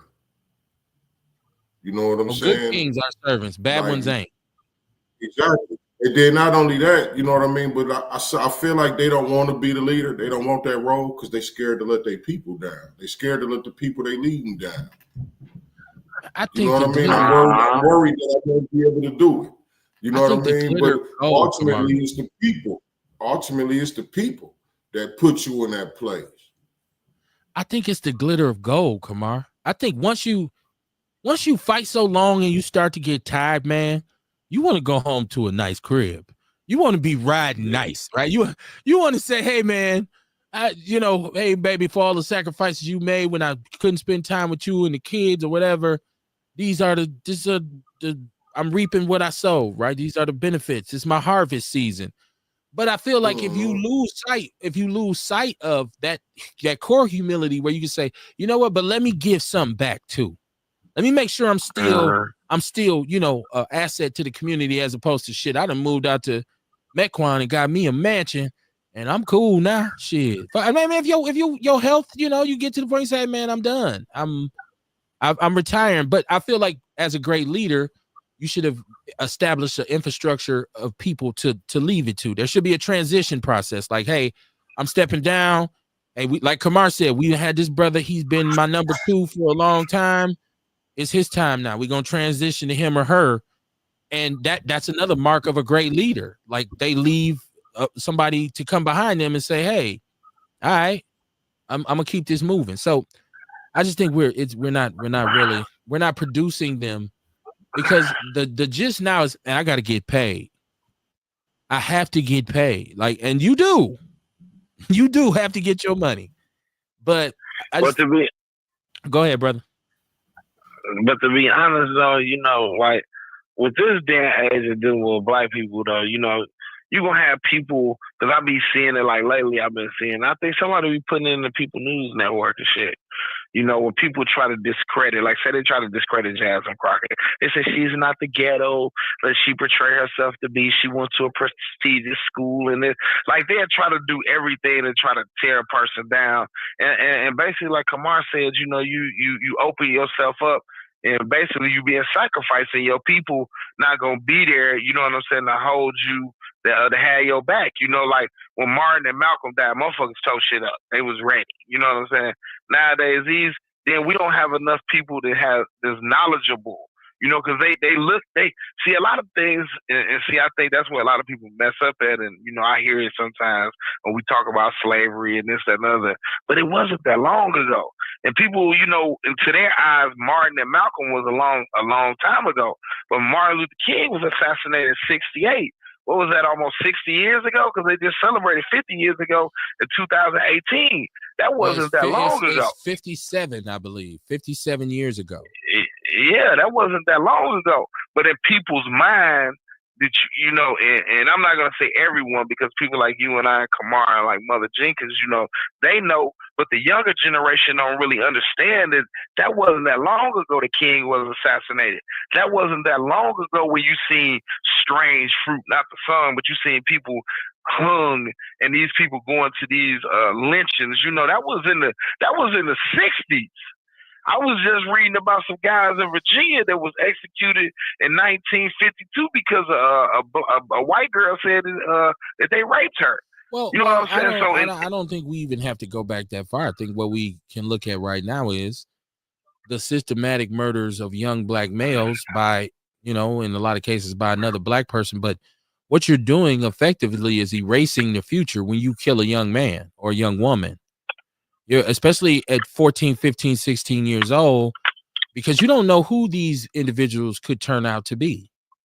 You might look at it like, well, he lived here, or he was doing this, or he was with that person, but you don't know where the bell tolls. So you don't know where he or she is going to turn it around and become something phenomenal and lead people and become a symbol of positivity and perseverance.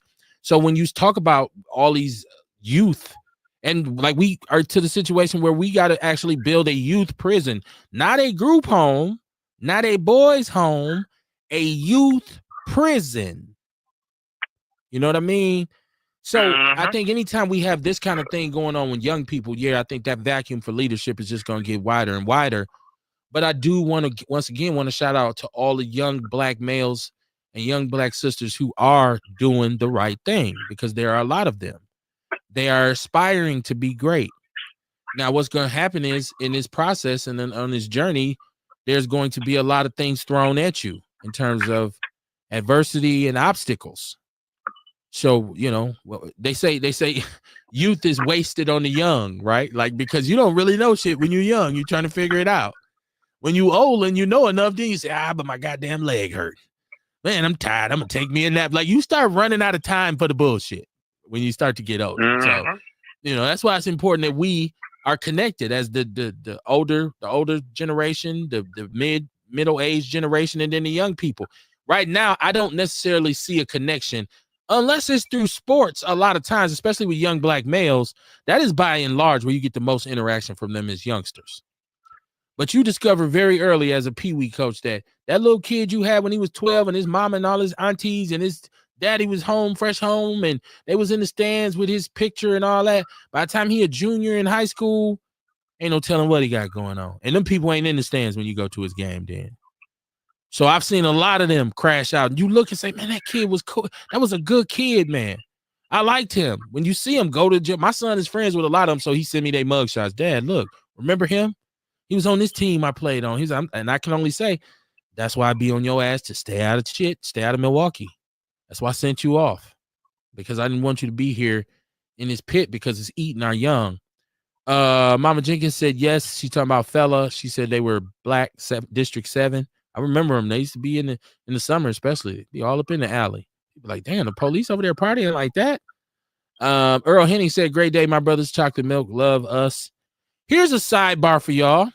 And I seen somebody put this post up in the People's News Network. I believe it was James Cowsey from the Journal Sentinel. I believe that's who put it up.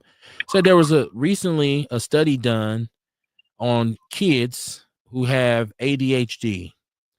And I guess it was a 3-month study in which they put them on a strict diet, took them away from sugar, salt, artificial ingredients and preservatives, gave them a really natural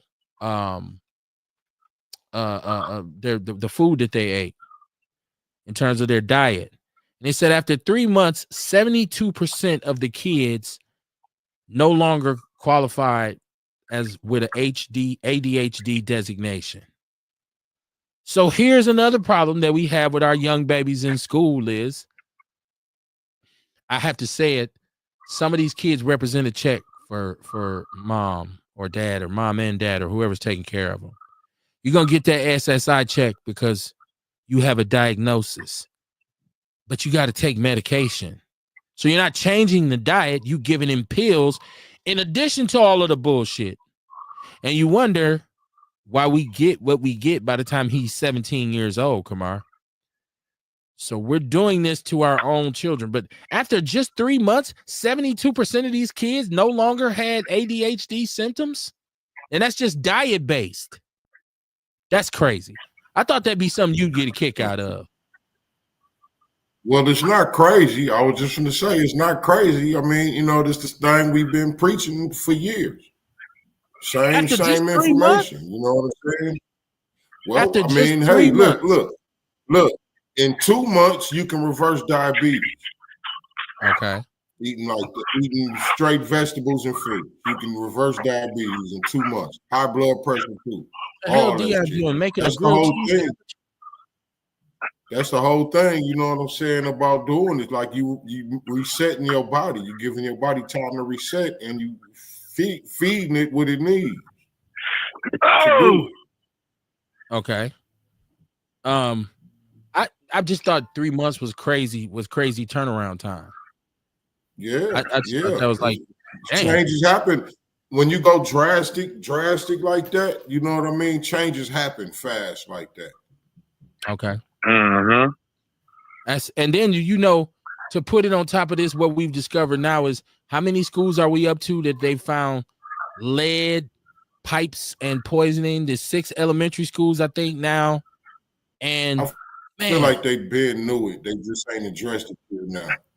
Well, that's where I was going. That's a recipe to Chris Johnson. And that's for years, Kamar, 6-7 years ago, we had Chris Johnson on here and Robert Miranda, who's a friend of the show, who have come in and talk about the lead pipe laterals. And even then, they were talking about in school, the MPS schools that were affected by this. Because I remember at North Division, the kids actually protested. They protested. And so, and they just taped off the fountains in the school. But now they're closing the schools down. Kids got to go to a whole different school. But if we take the processed foods and whatever drugs they're giving the kids and put lead water in it, this is a lethal combination.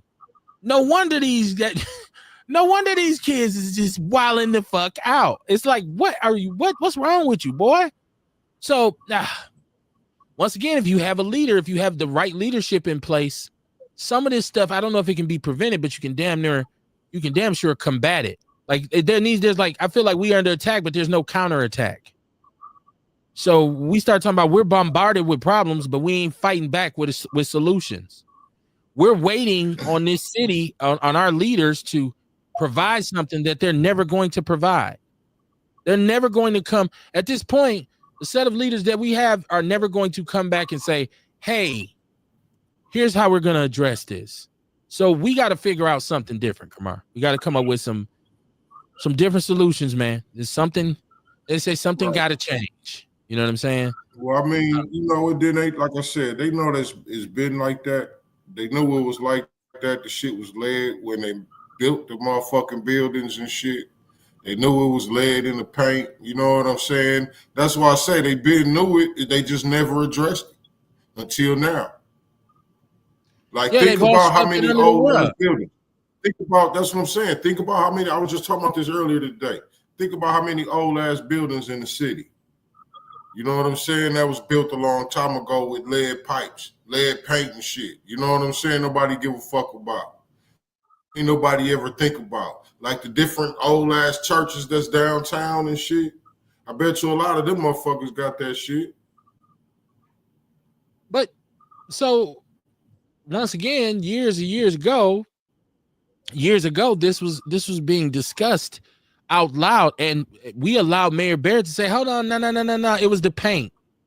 It ain't the lead pipe laterals, because that would have assumed, I'm guessing, a certain amount of liability on the city's behalf. And we watched because there was this lawsuit, a class action lawsuit, I think with DuPont, manufacturers of paint from back in the days who produced this paint, and it was everywhere, like you said. And I think the mayor wanted Milwaukee to get a piece of that bread. I don't know if we ever went, because I know that settlement was coming, so I don't know if we ever got that. But this has been years and years ago. Once again, and this is why I have to ask people like Dion and people, the platforms, why is there not more outrage about this? Seeing as how long, and we've allowed mayor after mayor to sweep this under the rug. First of all, I seen something that said we've actually received funding to do this, to replace the lead pipe laterals, because remember there was supposed to be money allocated from the COVID money for this, the recovery, right? The American Recovery Act. Where did that money go? Where'd it go? Come on, man. Earl said, don't forget about the Flaming Hots. I don't know if this is true or not, but I get caught up in these stupid ass reels. And they be like cartoons, but they give you all kinds of wild scenarios if something happens to you. And they said that there's a chemical in Cheetos, not even the Flaming Hots, the chemical that makes Cheetos yellow, and experiments on rats, when they put it on their backs in the lab, it made their skin transparent. Now, supposedly it's not damaging to humans, but this is what happened to I'm like, what? What? I can definitely believe it. Wow. Because the other day, right, and this is the second time this happened to me. So the other day, I'm about to eat me some ice cream. I busted over, I'm about to get me a nice scoop. When I went to go try to scoop it, it jumped out the container. But no, let me not say it jumped. I was going to say, shit. I was scooping it so hard that it came up out the container. When it came up out the carton, the ice cream carton, it went over into the dishwater. Now you would think ice cream's gonna dissolve.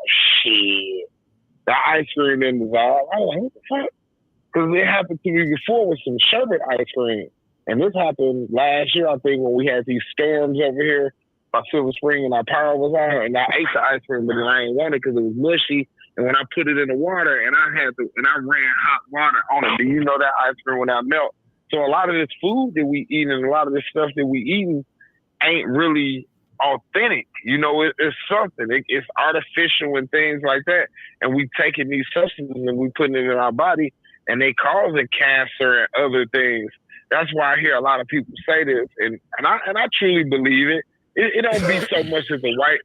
I don't think it be so much as a white man ice colder. I just think in a majority Caucasian population, when you go out there to go shop and things like that, they food be a little bit more better. You feel what I'm saying? And from the same Walmarts that we shop from, Dion. The same food we eat. If you're talking about wealthy people, then they do tend to say, "Hey, we're going to go to Whole Foods."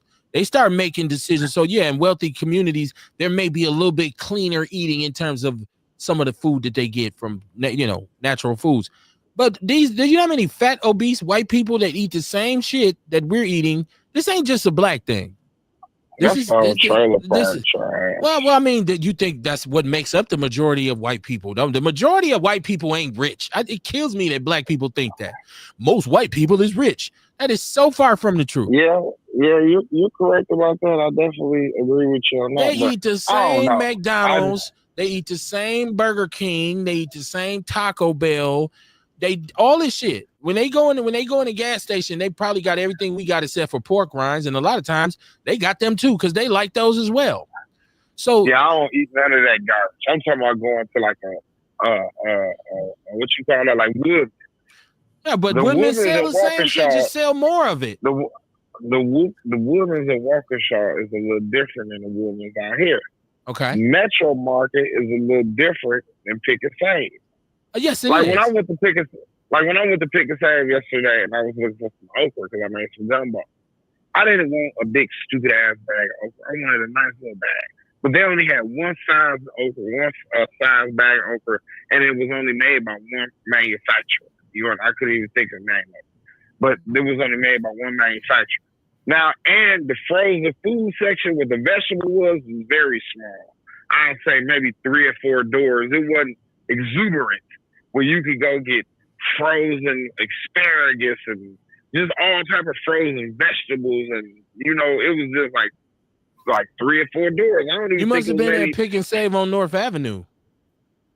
Pick and Save on 76 and Good Hope. 76 and Good Hope. Okay. That makes sense. That makes sense. Yeah, that makes sense. Because I go now. I used to live over there off Good Hope. We lived over there. My go-to was 76 and Good Hope.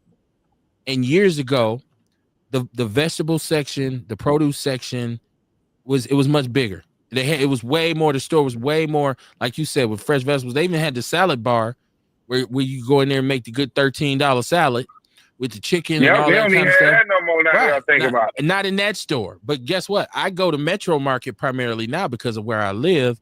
And you're right. And they consider themselves to be a step above your average Pick and Save, but it's all the same owners. It's all the same owners.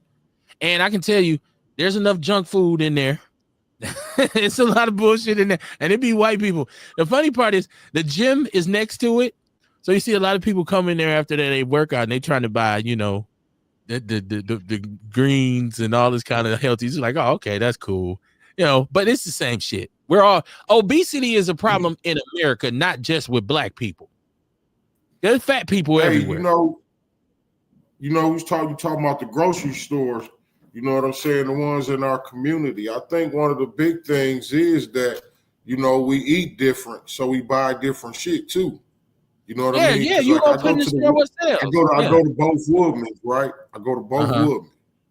Now, the Woodmans in Oak Creek, you know what I mean? I go there when I want to get some lion's mane mushrooms.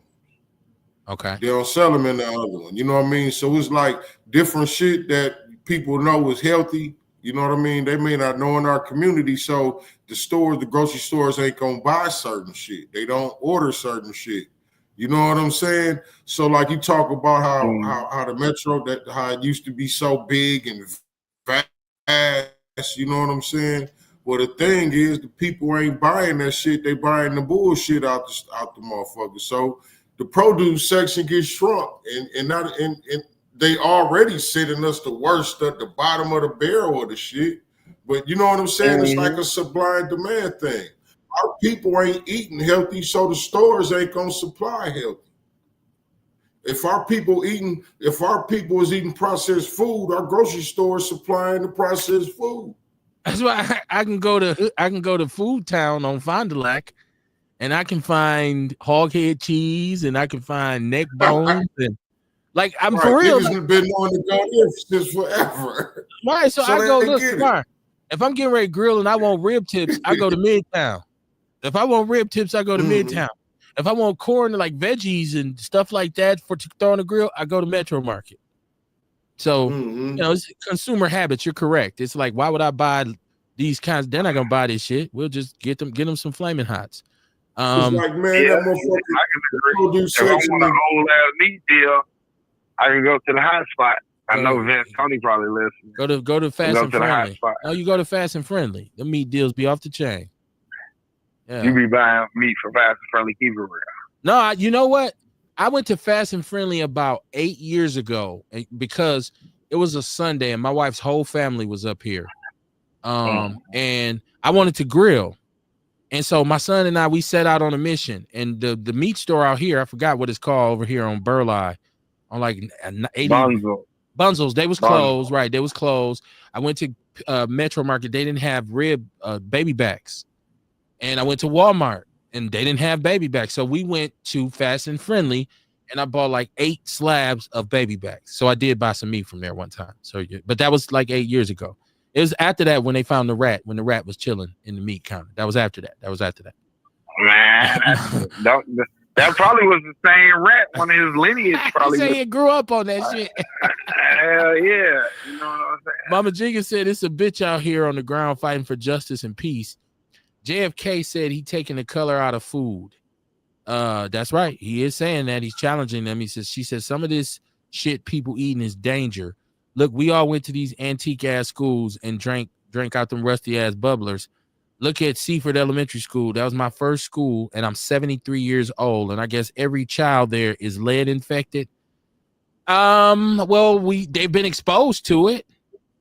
I mean, I'm so old. I remember when it was just random water fountains in Milwaukee.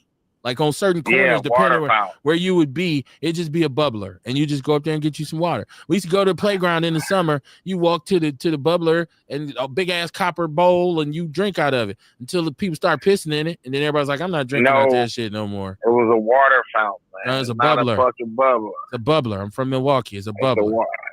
Yeah, and then water fountains in the park. And it's soda, not pop. So take that shit.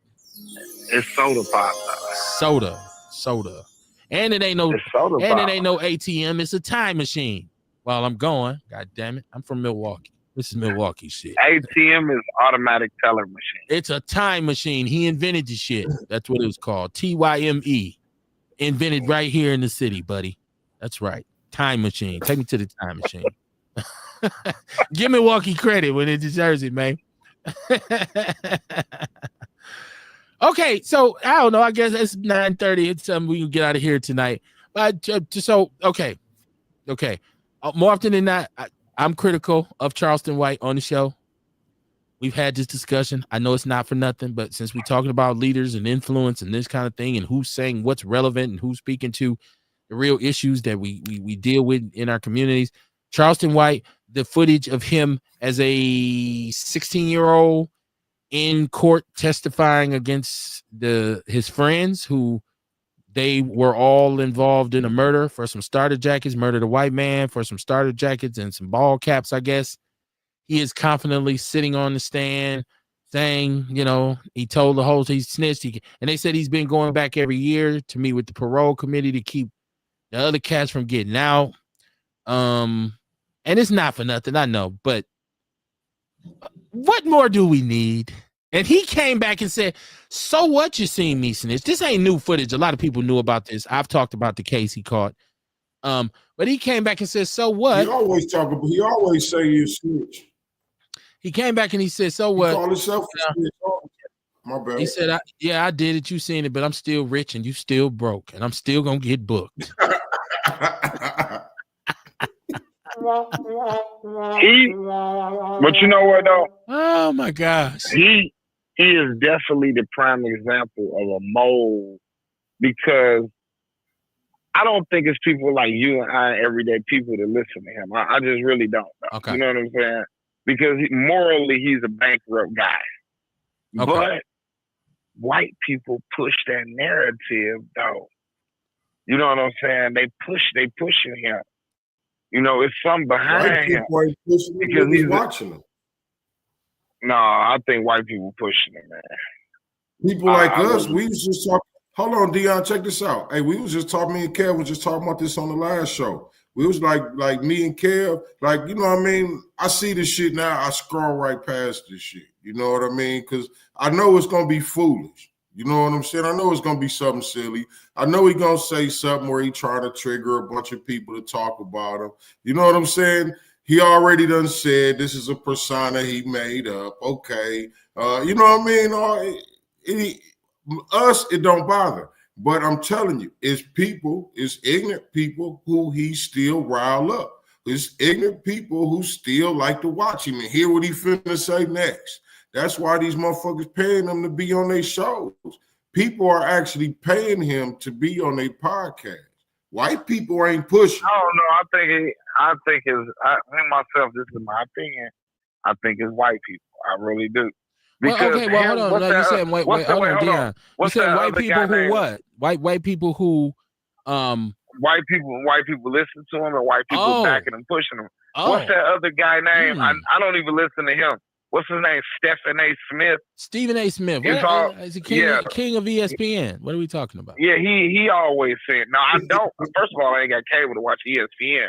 Second of all, anytime I see him headlining something, there's always some negative he have said about the black community. You know what I'm saying? And I just can't respect no people like that. But those type of people like Candace Owens get pushed because there's white people out here that like to hear other black people, because just like they like the old quote used to say with the KKK drop guns and stuff off in the community and drugs and liquor and watch the niggas kill each other. We ain't got to do it. We'll put another nigga out here, give him the headlight, and watch him talk bad about other black people and put them down, this, that, and the other. We ain't got to get out here and say a word. And that's what I feel. A Charleston White, a Stephen A., whatever his name, Stephen A. Smith, a Candace Owens, Byron Donald, any of those people that are people of color and go against their own community and talk bad about us, I feel like it's always a white person backing them. Now, that's we know Stephen A. Smith is backed by ESPN, who is owned by Disney. But hold on, I don't put Stephen A. and Charleston White in the same category. Like I get what you're saying, because I have heard Stephen A. say some things that I don't necessarily agree with, but I haven't heard him or seen him behave as egregiously as Charleston White has. Like I'm with you. I'm with you that I more often than not I'm scrolling past Stephen A. right, because I feel like a lot of times he's corporately kind of they just gave him $100 million contract. But I've also seen him say some things that I say, okay, well, that was true. That was some real shit right there. But I wouldn't put him and Charleston White in the same category. I think just because you add the element of saying fuck dead babies and you say, I want to rape white women and I want to rape Asian women. And I don't care. I mean, the black woman ain't shit. Not bad black women, not, these gold diggers. No, a black woman ain't shit. She don't belong nowhere but in the kitchen. She ain't worth shit. Black women. He said black women. The black woman. He spoke about them in generalities. I'm just trying to be specific. So I wouldn't say he's in just Stephen A. is as bad as him. And people say, well, okay, if you picking and choosing. Well, yeah, I am. I don't think Stephen A. because he talks about sports. Mostly he's talking about sports. I've heard Stephen A. say, to the black community, I don't give a damn what y'all say and this kind of thing. But not black women ain't shit and fuck them dead babies. And it's just two different things to me. I don't know. But back to him, the snitch thing. This is something you got people like, so Big Meech, okay? Big Meech right now allegedly he's lost his TV shows, he's lost all this kind of stuff, and people don't want to fuck with him because Big Meech is a rat. Anybody else who has this stigma of he's a rat, it's we done with you, there's no more survival for you. But for some reason, there is a double standard with Charleston White because people keep saying, but he does things in the community. But he's spoken up for us before. He gets a pass on, and I'm like, I don't give a fuck how many rallies he's had. Listen at this. I get it. Kamar, don't slap me. I know it's a character. I get it.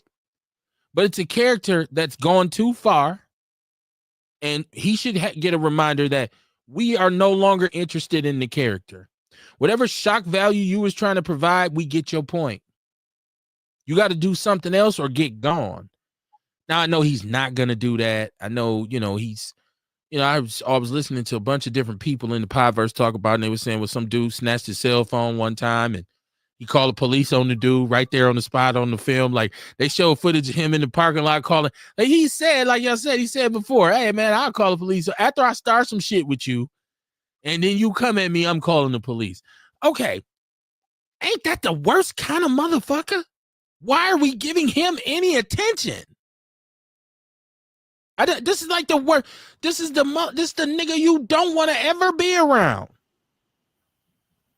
So how can he say, yeah, I'm still gonna get booked and people still book him? Why would you? I wouldn't book him. Look, as long as his people arguing with him, it's motherfuckers watching. His numbers, his numbers, I'm sure he blows us away, right? But I wouldn't book him on here to get numbers. I wouldn't do it. I'd be like, I don't want to talk to dude. This ain't that kind of show. You know what I'm saying? But if somebody presented the opportunity. Most of the shows out there, they're looking, most of the podcasts that's out there, especially them famous ones like that, like the ones that they be on, that's what they for. They looking for people that's going to make them go viral. The next person that's gonna make them go viral, you know what I mean? And a lot of people, they willing to do anything to go do it. You know what I mean? It's about morals, like what will you do versus what won't you do for the money. Get it. You know what I'm saying? And I ain't going, but shit, okay, I get that. But what I'm saying is, even if offered the opportunity, if somebody say, hey, Kev, we're gonna go in a new direction, I want you to start interview, because we've interviewed people before, right? And some of those are our best shows where we have people on, and especially rappers and stuff. And so if somebody said, hey, and I said, Kamar, we're rebranding, we're gonna move in a different direction because we want to really start chasing those likes and those views. And somebody said, well, we're gonna bring Charleston White in, you sit down and have a conversation with him. I'm gonna say no, off top. You gotta find somebody else, bro. I'm not gonna sit down with him and talk. It's just like I see your boy Shay Shay, Club Shay Shay, he has Andrew Schultz on there. As a matter of fact, Andrew Schultz now has a Netflix special. This is the white dude that talked and fantasized out loud about having sex with Kendrick Lamar. This is the white dude who talked about how black women, just a multitude of jokes about black women basically being useless, if you really want to just sum it all up, and being none but trouble. They're saying that the black men have beards because they have to cover up the bruises from black women slapping the shit out of them. I've been been married to a black woman for 20 plus years. I've never been slapped by her. But people bring Andrew Schultz on. I said, Club Shay Shay, he had Amber Rose on. I said, okay, he's starting to jump the shark now. Now he's Fonzie. Now he really just in this for clicks and likes. To me, when your platform crosses over into that, you no longer have any kind of social value to me as a listener, as a follower. So I just scroll past. And I had done that a long time ago with Charleston White, but I'm just amazed that there's not a unified front to say, hey man, don't fuck with dude. I don't understand that. I don't understand how. Go ahead, Dion. What he in DNI? What he in did? Well, we was just talking about the snitch video. We were just talking about the video of him testifying against his friends who he committed the murder with, and then he came out and said, "So what? Shit, I'm still rich and you still broke. Who cares if you seen it? I'm still gonna get booked and you still gonna be sitting at home broke." And I'm just like, okay. But once again, we're talking about an individual, and the snitching thing, it's been known. He's talked about it. My point is, with all the things he's told us, it's like they say, when somebody tells you who they are, believe them. So I just can't understand why we would continue to even entertain anything he says. If you want to come and be positive today, I can't hear it because I can only hear this bullshit you're saying. Man, dude is a character. I don't even see like how anybody will listen to him and take him seriously. I never heard nothing that he said. This is the most I ever heard anything about Charleston White Fires on this show. Like, I don't know what he does. Okay. I don't know where he came from. Like, where did he come from? Texas. Where did this guy come from? He's from Dallas, Fort Worth. Don't understand though. Where did he just pop up from? The internet, basically YouTube, which is is the new whatever it is. he came about because during his work, community work or so-called community work, I guess he had established a relationship with some West Coast gang members. And so he actually went to LA and met a lot of these dudes. I don't know if they were supposed to do content or it was just an expansion of what he was doing in the community. And he went to Nipsey Hussle's funeral. But then right after that is when he started saying, fuck Nipsey Hussle and fuck Young Dolph and anybody that's dead. Fuck them. For real? Well, any rapper that's dead, because he talks about rappers being damaging to the community, gang members being damaging to the community.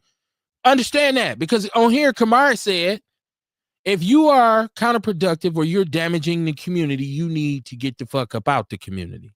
Not necessarily fuck dead gang members or, hey, fuck your baby because your son got killed, you know. So I just think it ain't what you doing, is how you do it. So it just kind of created this monster where then he just went in on any and everybody. Go ahead, Kamar. Yeah, now remember, like he did. That's how he came up. He came up like with the shock value shit, right? And then after he started getting questioned about it on podcasts, he come back with some stuff that kind of makes sense. You know what I mean? With what he was talking about. And then that's how he kept it going for a while. Like even with the Nipsey Hussle thing, right? He was saying, fuck Nipsey Hussle, not fuck the man. Aramis. He's saying fuck the character that he created. Right. You know what I'm saying? So like he used to do shit like that, you know what I'm saying? But then it just got to a point where he just started saying all kind of crazy, dumbass shit about people and really don't be having no warrant for saying it. You know what I'm saying? Don't got nothing to do with the shit that he talking about, but he got some wild shit to say.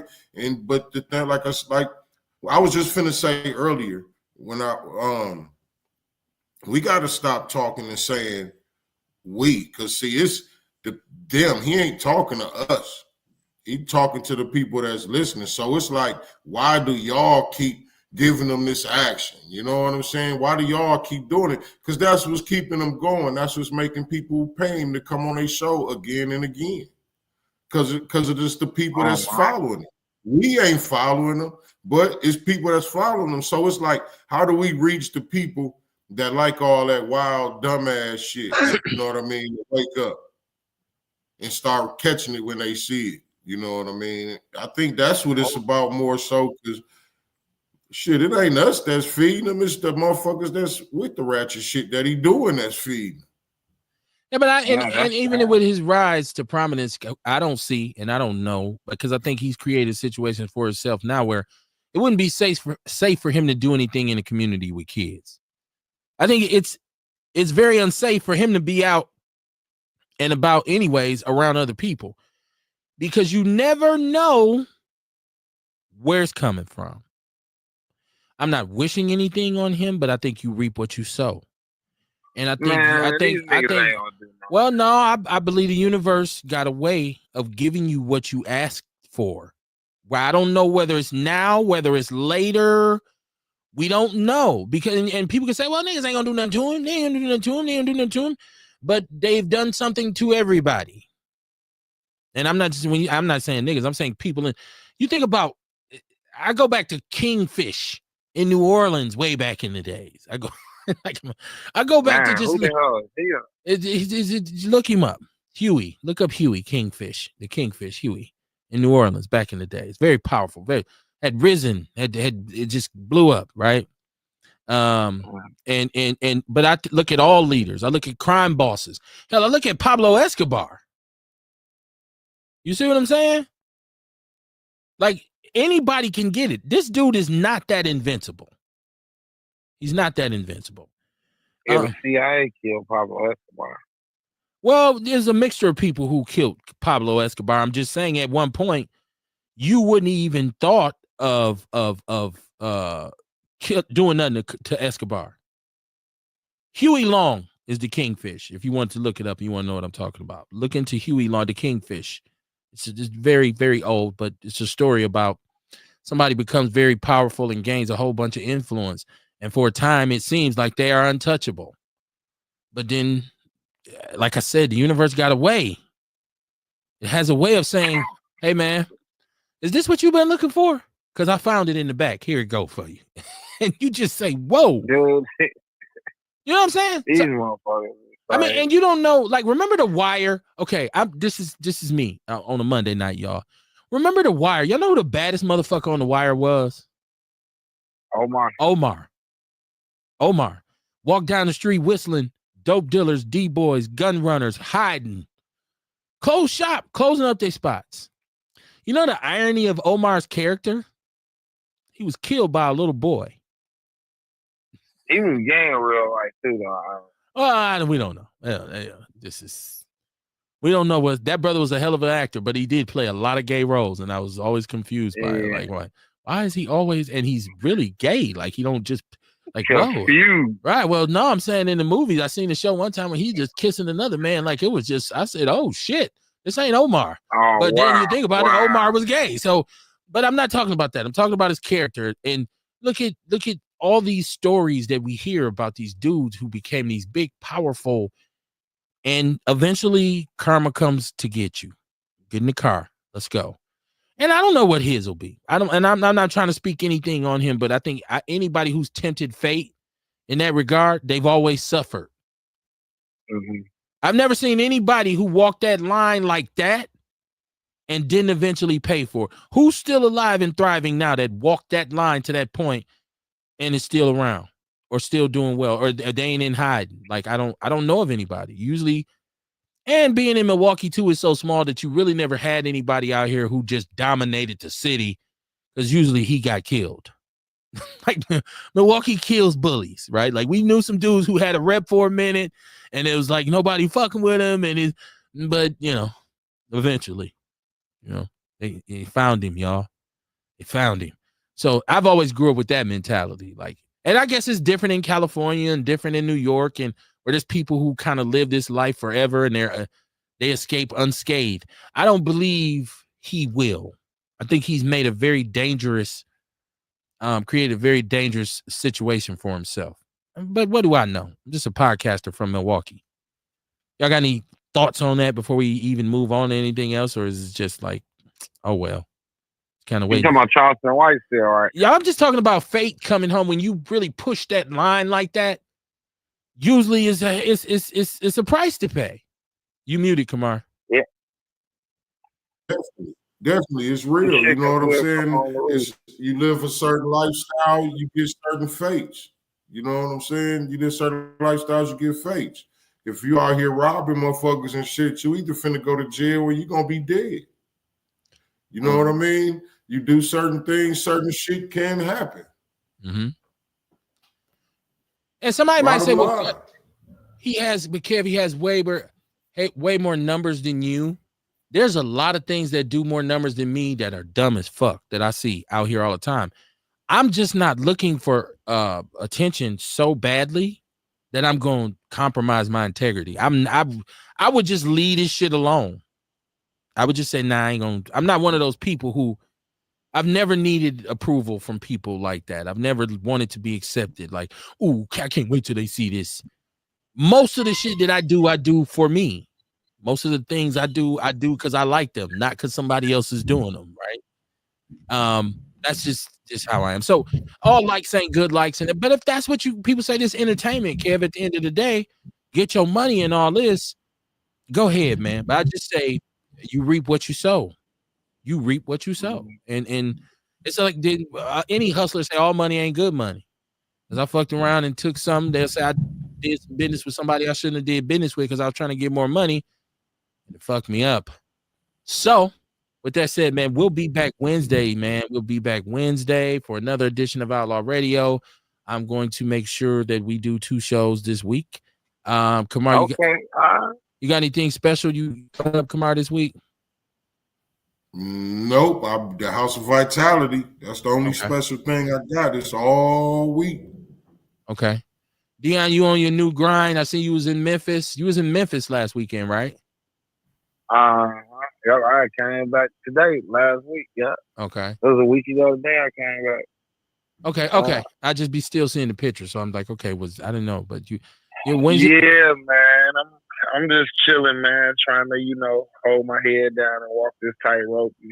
I don't know I mean, I'm like I said, I'm optimistic. I'm not too optimistic, but I'm optimistic. I'm just gonna try to, you know, see how it work out for me. That's all you can do. And then everything ain't meant for everybody, man. You know what I'm saying? Everything ain't meant for everybody. So the only thing I can do is say maybe that department might not be a department that's for me. Maybe it might be something else. I Never don't know. Well, you got to show up to figure it out. You ain't gonna figure it out by not being there. Yeah. I'm gonna show up because my mortgage went up a couple $100. When what they call that, when your escrow account come up short, that your mortgage go up. And we don't know what's gonna happen with these tariff wars, so you got to be prepared, right? Yeah, man, the motherfucker. That's what I was laughing at just now. They were talking about the injunctions. Trump got more injunctions than 3,000. Reagan, Bush, in 3 all months. the other ones. Yeah, and he ended the Secret Service protection for Biden children. Like he's God, man. I just can't believe people just sit down and just just voted for this guy. And they know who they is. That's how I feel about Charleston White. I feel like people just make excuses for him all the time. Yeah, Project. I don't give a fuck about dude kids. Fuck dude kids. Fuck Biden kids, man. Wow. Fuck them kids. Fuck the kids.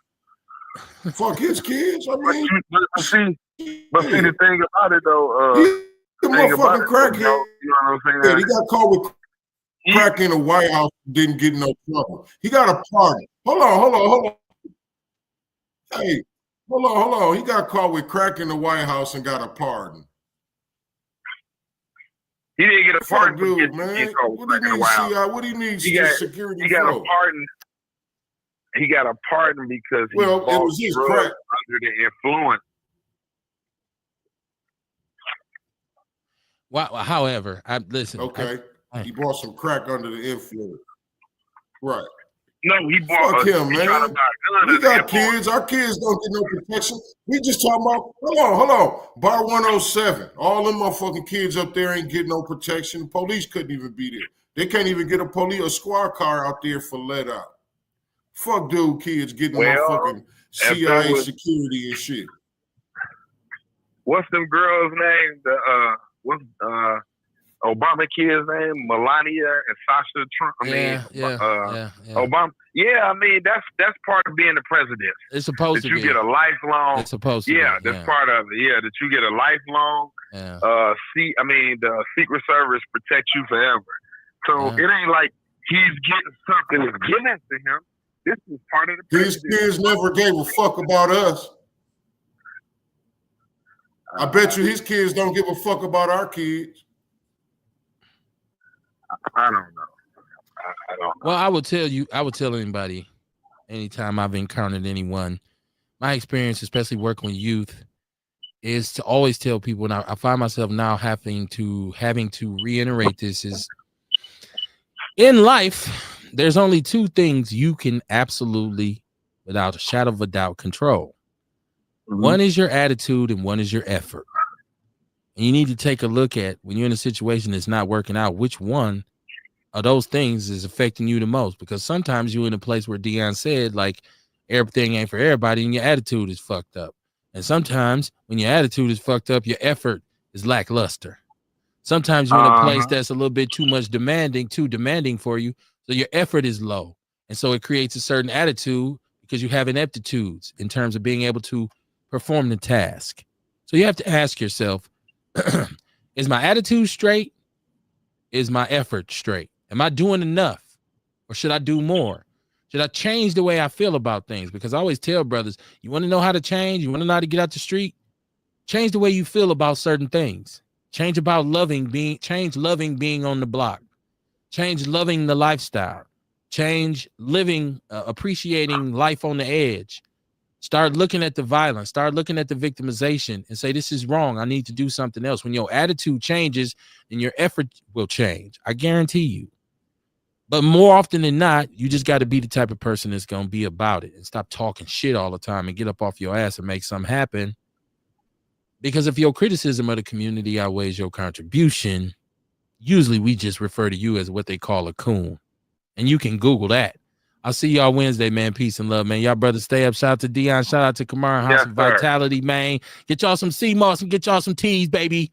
Yes, sir. All right, kid. Absolutely.